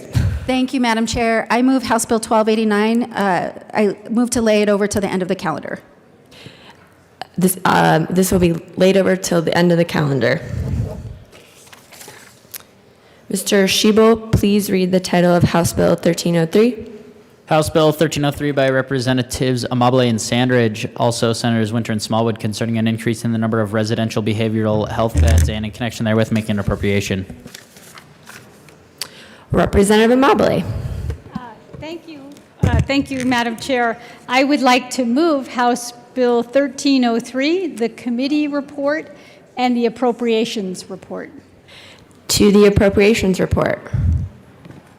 So, okay. So in the appropriations, we ran one amendment that clarified part of the way that we're going to be spending the money, and we got the money appropriated to fund these beds. Is there any further discussion? Seeing none, the question before us is the passage of the appropriations report. All those in favor say aye. Aye. Those opposed, no. The ayes have it. The appropriation report passes. To the public and behavioral health report. So in public and behavioral health, we did run a couple of amendments that clarified some of the technical points in the bill. Is there any further discussion? Seeing none, the question before us is the passage of the public and behavioral health report. All those in favor say aye. Those opposed, no. The ayes have it. The public and behavioral health report passes. To the bill, Representative Amabile. Thank you. I would like to move Amendment L003, and I ask that it be displayed.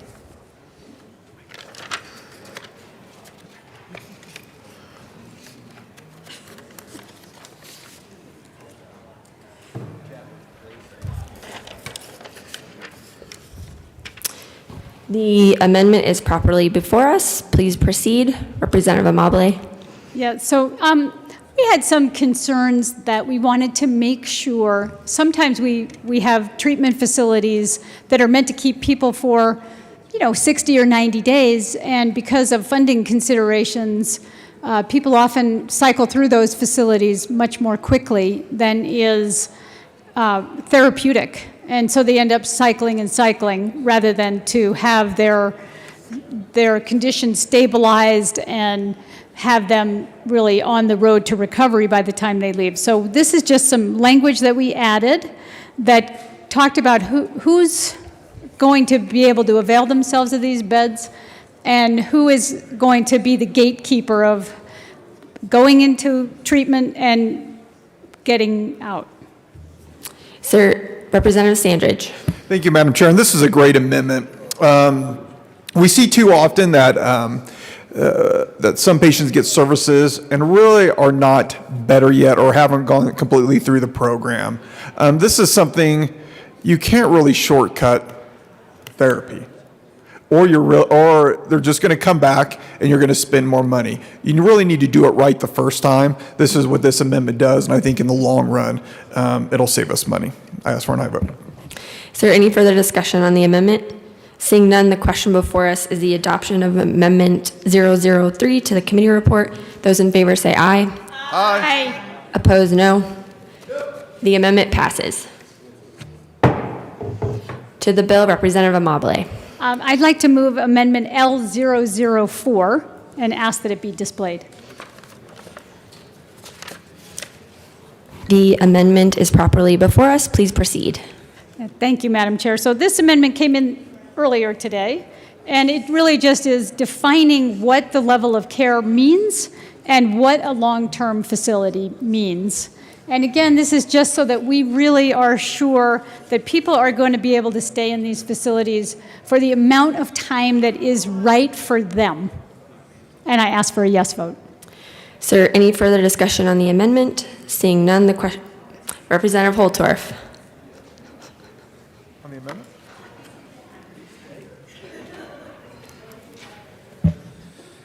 Thank you, Madam Chair. I'm in support of this amendment, and I just want to explain a couple things that are very important. A lot of times in these mental health situations, a person is brought in, put in what they call lockdown for 72, 96 hours, and then they're discharged. There was a lot of testimony in committee about this and how those folks didn't have a place to go after this very difficult, heartbreaking experience.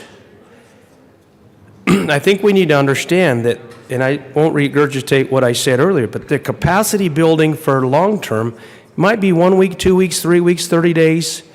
That care to really get a mental health person stabilized, back on their feet, their family support structure back in line, and try to reunite these folks with addressing their mental health issues is so critical.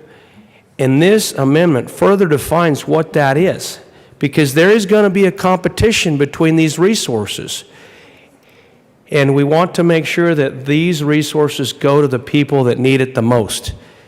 And those are people with mental health issues that cannot be addressed in a short term, in a 24, 48, 72-hour period. And this amendment does that. Please vote yes. Is there any further discussion on the amendment?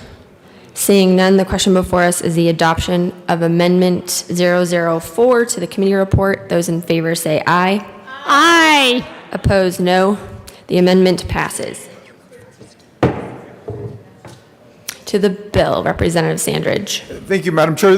This bill is I guess a $65 million initiative as part of a $450 million initiative to combat our mental health issue. If you looked at in the last few years, more than a few years, suicide rates have skyrocketed, mental health has skyrocketed, and the COVID situation has added to this. If you Google our state, we're definitely not at the top, definitely not even close to the top state to take care of these issues. I'm going to say something that's very, that's sad but brutally truthful. There's certain things that the government has to pay for. There's a lot of things they don't. We pay for, whether we like it or not, fire service, national security, our infrastructure. This is something that unfortunately the government has to pay for. And if you look at any political environment, a civilized nation does not have their mentally ill on the streets, homeless. This is a situation that you pay for it now or you pay for it later and it's more expensive. You talk to our sheriffs, there is so many mental health people within their facilities. They almost feel like a mental health facility instead of a jail. A lot cheaper to put them in these facilities and get them help than put them in jail and make them worse. So I think it's a great bill. It's a great investment. I ask for an aye vote. Thank you. Representative Amabile. Thank you, Madam Chair, and I want to thank my co-sponsor who has spoken so eloquently about the need for these beds and why it is that we all should chip in to help pay for the services that people desperately need. So my journey started about 11 years ago when my son had his first psychotic episode. And at the time, we had no idea what to do. But we knew that if we could get him into residential care, he would have a chance at recovery.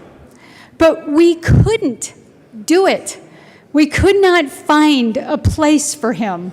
And we tried all avenues, including paying $60,000 to have him stay at a hospital in Houston, Texas for 6 weeks.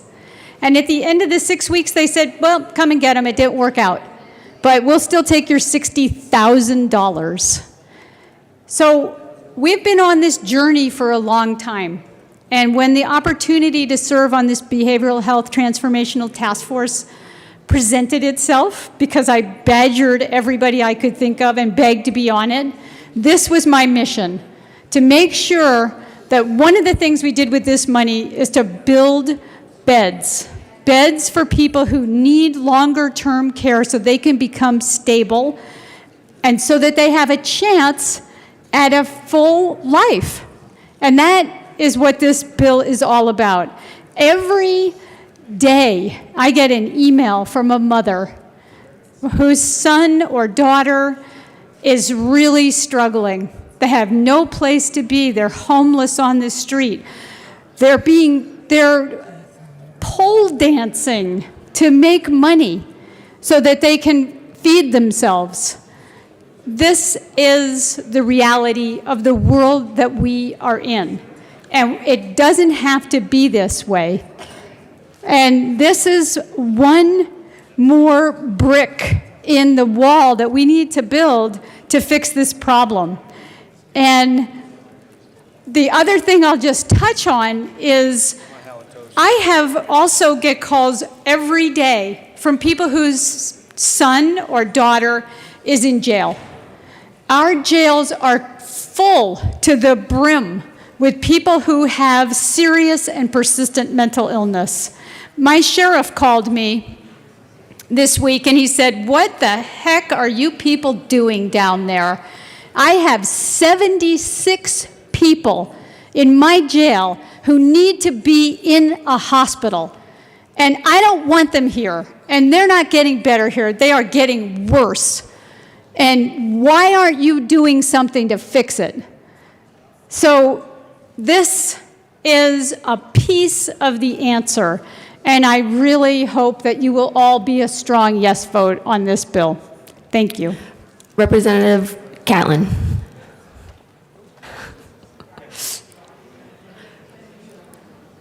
Representative Rich.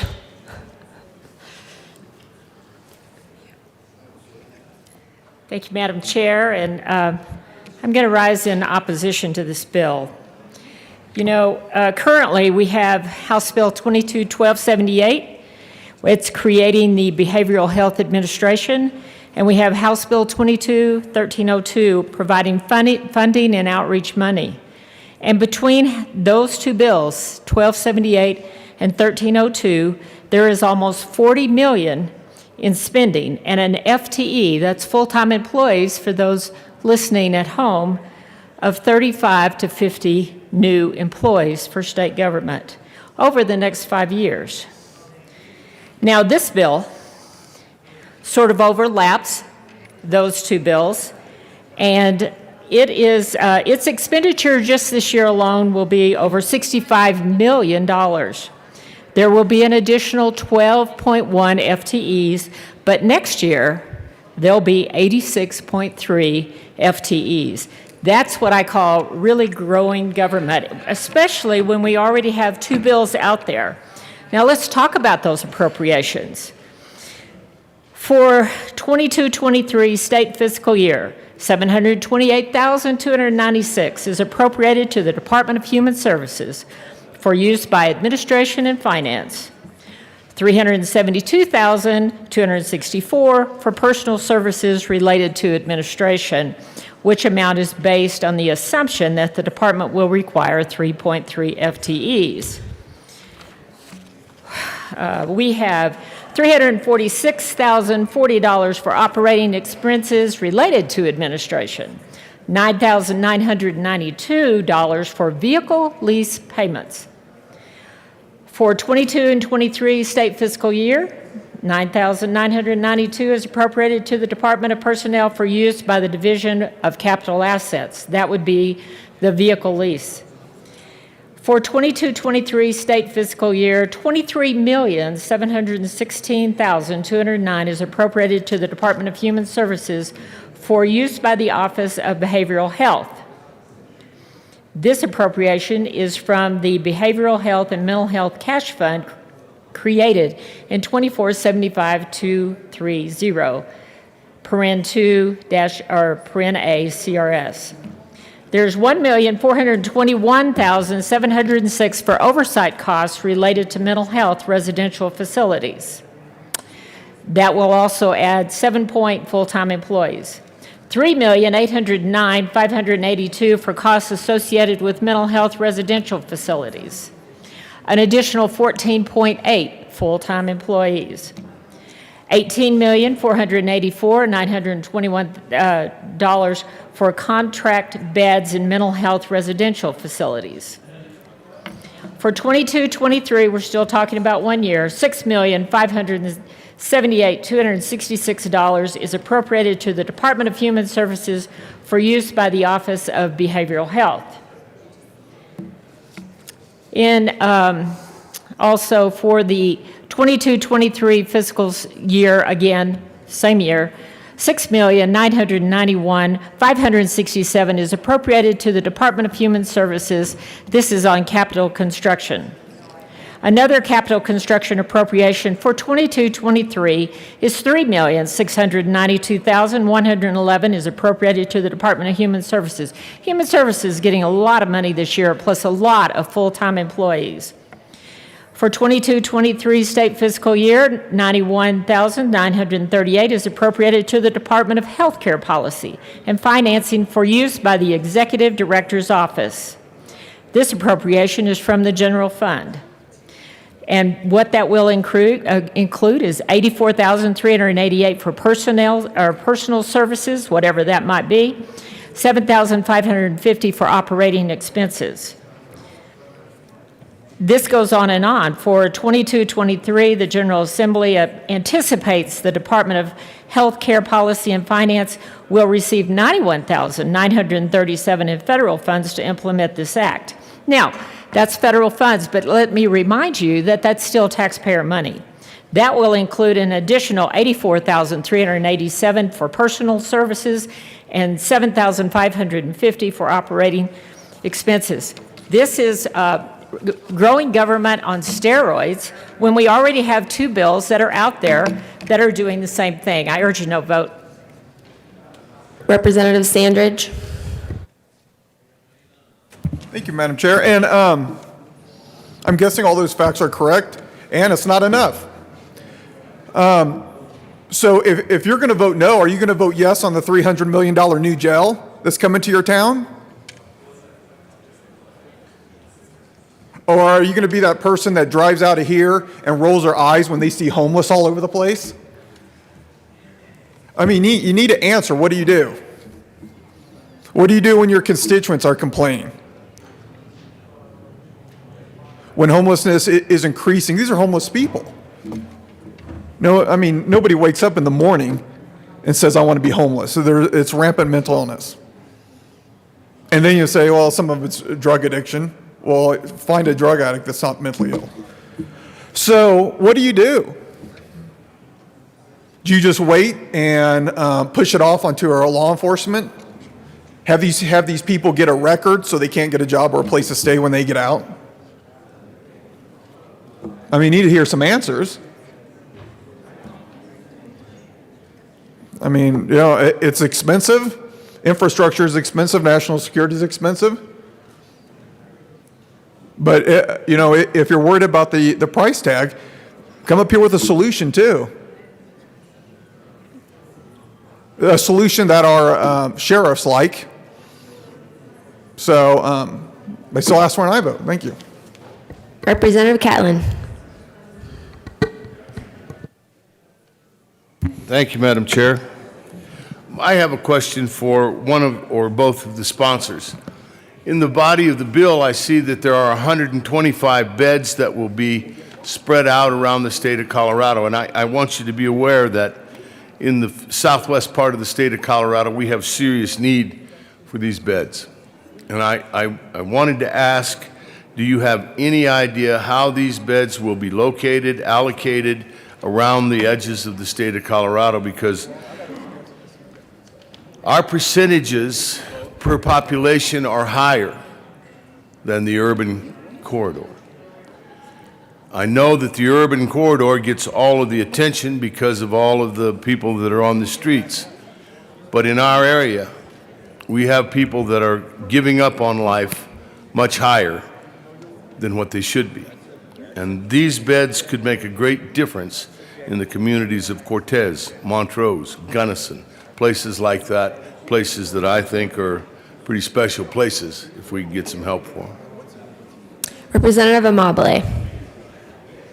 Thank you so much for that question and for bringing that up. Yes, there are 125 beds in this bill, and those beds will be in small 8 to 10 bed facilities, and they'll be located all across the state, and that will be based on need. And I promise you that I will do everything in my power and help you to do everything in your power to make sure that the communities that you all represent are helped by this bill. So that would be the first thing I want to say. And the second thing I want to say is I want to talk a little bit about the money, because it is a lot of money. Colorado is one of the most affluent states in the country, but my co-prime alluded to the fact that we're not doing so well with regard to mental health care. And just to put a number on that for you, Colorado ranks 51 out of 50 in terms of access to and outcomes for adults with mental illness. So let me just say that again. We are 51 out of 50 states. We're lower than Mississippi, than Alabama, than Montana, North Dakota, Wyoming, South Dakota, California. Every other state is doing better than we are.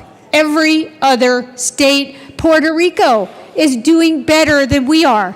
The District of Columbia is doing better than Colorado. So yeah, it's a lot of money because we have ignored the problem for so many years. We have allowed it to fester and to grow. And now we're in a deep hole of despair out there on our streets and with our families. And it's time.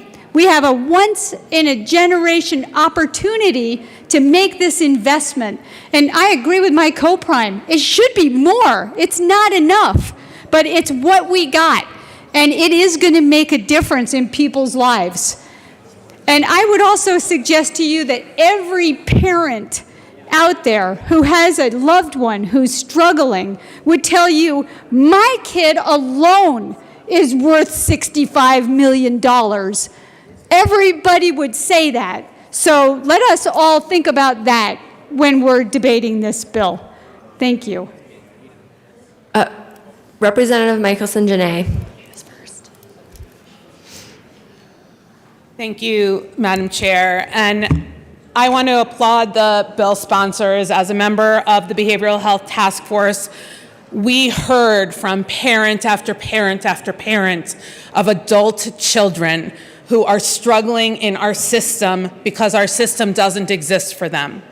We heard about 10-day visits where then children were turned out onto the street because there was nowhere else for them to go, and so they immediately ended up either back in a correctional facility or in the emergency department. The money that we are allocating here is from the ARPA, the American Rescue Plan Act dollars. This money was dedicated last session to go and help transform our behavioral health care system. Our colleagues have all said it to you. Do you know where our largest behavioral health care system is in Colorado? It is our criminal justice system. That is a very, very expensive place to care for the mentally ill because it is the wrong place to care for people with serious and persistent mental illness.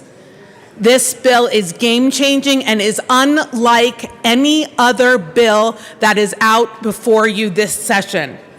It is unique, and it will save lives the moment we begin. Our behavioral health crisis is not small. It's massive. It's not only children. It's adults.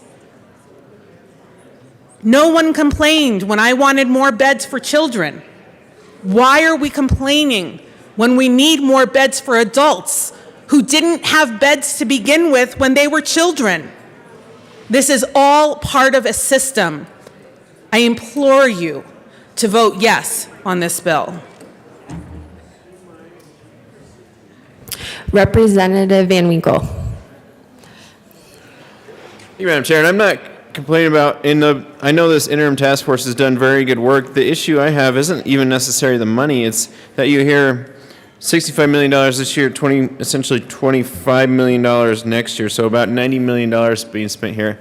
And it's like, okay, we're going to make a big dent, we're going to make a big difference when it comes to homelessness in the state of Colorado, but then you read through and it's for 125 beds. That's like $3.6 million per bed.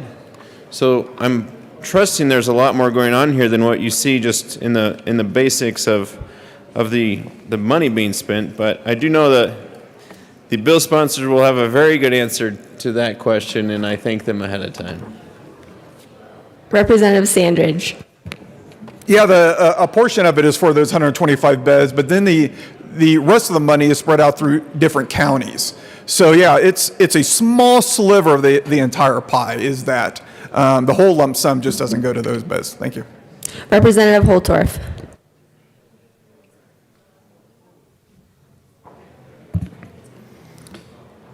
Thank you, Madam Chair. Esteemed colleagues, I know we're having a very vociferous debate about the funding, the expenditures, the investment. And there are significant allocations in a multi-tiered approach that has been moving through the Public Health Committee. And it is not haphazardly built.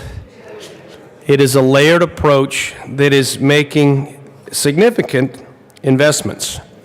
There's no doubt we're going to spend hundreds of millions of dollars in building this behavioral health department and the capacity to do a better job taking care of the mental health and behavioral health issues in Colorado.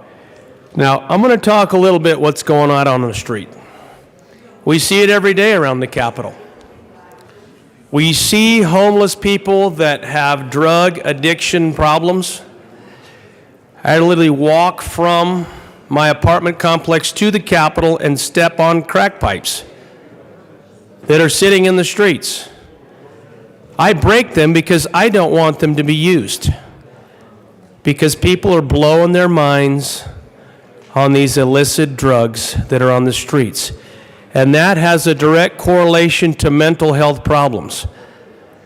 I'm not saying one comes before the other, but something starts this problem and it only gets worse with mental health and drug addiction. We don't have the capacity in the state of Colorado. I believe we rank, if there's 50 states in the union and a few territories, we rank, I believe, below 35, between 35, 51. Okay, the bill sponsors corrected me. I was gonna swag it, and I won't tell you what that acronym is. But I will tell you, if we are in the bottom tier as a state in this union in mental health capacity and mental health infrastructure to support our mid to long-term care needs, then that directly correlates to what you see on the streets in the urban corridors. And perhaps what you don't see in rural Colorado, because it's hiding from you in plain sight. Now, I don't know if anybody mentioned this, but I want to mention this. We are using ARPA funds here in many cases to build this capacity. I know that's not free money. I know it's federal dollars coming into the state of Colorado. I would argue that this is probably an appropriate investment where we rank so low. If we're going to leverage ARPA dollars, this is probably an appropriate investment to help build the capacity that is probably 3 to 4 decades behind where it needs to be in this state. I won't say we're grossly negligent in our mental health capacity, but we are decades behind. And the investment now is being made in this state. So I want to continue to point that out. I will not disagree with my colleagues about how we are spending and spending and spending. We are creating more FTE in many places. My colleagues are not wrong. And we can't spend ourselves, and we can't just spend money in every area and try to solve every problem. But the FTE that are going to go into this program will be clinicians, will be nurses, nurse practitioners, and it will be CNAs, certified nurses assistants, and others in the mental health space that will be. And we talked about the $30 million. Okay, at Fort Logan, we're building infrastructure, brick and mortar infrastructure. And it costs more money now than ever to build these beds that are going to house these people so they can get more care and come out with a positive result. 16 beds probably isn't enough. Everything I've ever built in my life has never been big enough, tall enough, long enough, heavy enough, with enough capacity. And this is probably not enough still yet. But I will argue, Colorado, I will argue to my colleagues, this is an investment that's long overdue. I know it's a multi-million-dollar investment. We didn't pay forward in the 80s and 90s and 2000s and 2010, and here we are in 2020. We didn't pay forward, Colorado. We let this thing fall apart and let it go. And now here we are in a post-COVID environment with these huge problems with drugs flowing into our country like water runs down the Rio Grande. And we have an acute mental health crisis, and it's not going away in 2022, Colorado. So let's support the bill sponsors, let's support this effort, and let's make these impactful investments so we can help turn the tide on the problems we have in mental health. And let's go from 51, let's go to 25. Let that be a goal for Colorado. And the new department will be a solution set to fix that problem, I believe. Let's set tangible objectives for ourselves as a state and build the capacity in this area that makes us have at least a respectable standing, because right now I would say it's deplorable. Representative Sandridge. Thank you, Madam Chair. And thank you for the words. I keep on coming back to what is the other result besides in the streets or in jails? And let's make something really clear. Nobody gets rich off mental health. You got some of these caseworkers, these therapists making 20-something bucks an hour. So if anything, they need to be paid more for what they do. But I want to say, about 5-6 years ago, Academy District 20 school district is in my district. The Classical Academy was ranked in the nation for suicides. And let's see if my constituents think that this is not enough money or if this is too much. I'll say this. I live in one of the most conservative districts in the state. And when I have my town hall meetings, we have people constantly saying, why is government paying for this? Why is government paying for that? But I guarantee if I said, hey, I know all your kids went to District 20, you think we should pay for this mental health? I can guarantee my constituents would say, hell yes, we need to pay for it. And I bet they would even put down a hat. If I put down a hat, they'd throw a few more bucks in too. So when you come up and you say we can't afford it, talk to those parents who had their kids die. And it's not for the poor. I live in a very, very high socioeconomical status area. So again, pay for it now or pay for it later. I say we pay for it now and we can actually save some money. I ask for an aye vote. Representative Amabile. Thank you. I'd just conclude by saying I completely agree with everything my co-sponsor just said. And certainly in Boulder, where I live, yes, people want us to pay for this. People want us to prioritize this. But I'd just love to finish with this. It isn't just about money. We are really talking not about even just the person who has the illness, but about the entire family that gets blown up when somebody in their family has an illness like this. And our entire community that gets blown up when members of the community are dying from suicide, from drug overdose, when they're winding up in jail, when the community is rocked by these things. And I know you know that in rural Colorado. So let's take some steps here today. This is historic. And I urge and I vote. Thank you. Is there any further discussion? Seeing none, the question before us is the passage of House Bill 1303. All those in favor say aye. Aye. Those opposed, no. The ayes have it. House Bill 1303 passes. Assistant Majority Leader Gonzalez Gutierrez. Thank you, Madam Chair. I move the committee rise and report.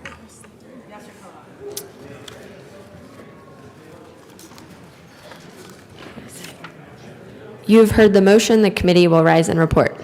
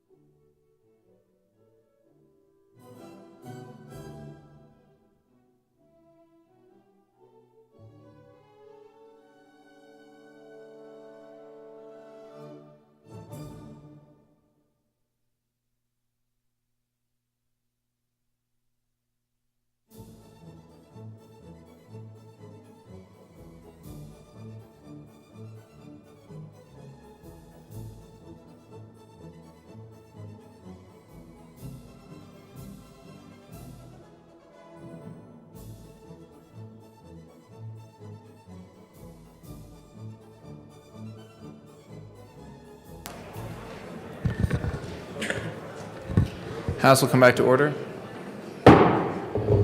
Mr. Shebel, please read the report of the Committee of the Whole. Mr. Speaker, your Committee of the Whole begs leave to report it has under consideration the following touch bills, being the second reading thereof and making the following recommendations thereon. House Bill 1122 is amended, 1218 is amended, 1283 is amended, 1303 is amended, 1319 passed on second reading and ordered engrossed and placed on the calendar for third reading and final passage. Representative Doherty.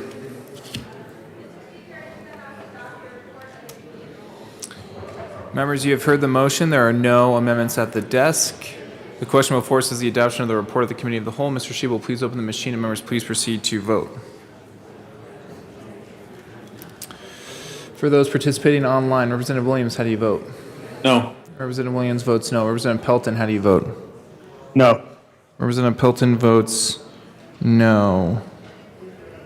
Representative Cutter, how do you vote? Yes. Representative Cutter votes yes. Representative Ortiz, how do you vote? Yes. Representative Ortiz votes yes. Representative Duran, how do you vote? Yes. Representative Duran votes yes.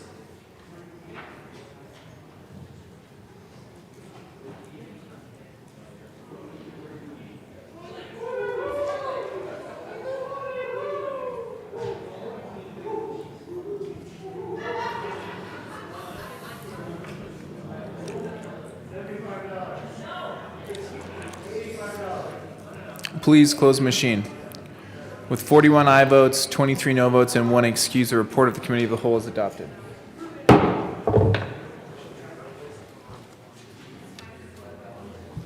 Majority Leader Escar. Thank you, Mr. Speaker. I move to lay over the balance of the calendar until tomorrow, April 20th. Seeing no objection, the balance of the calendar will be laid over until Wednesday, April 20th.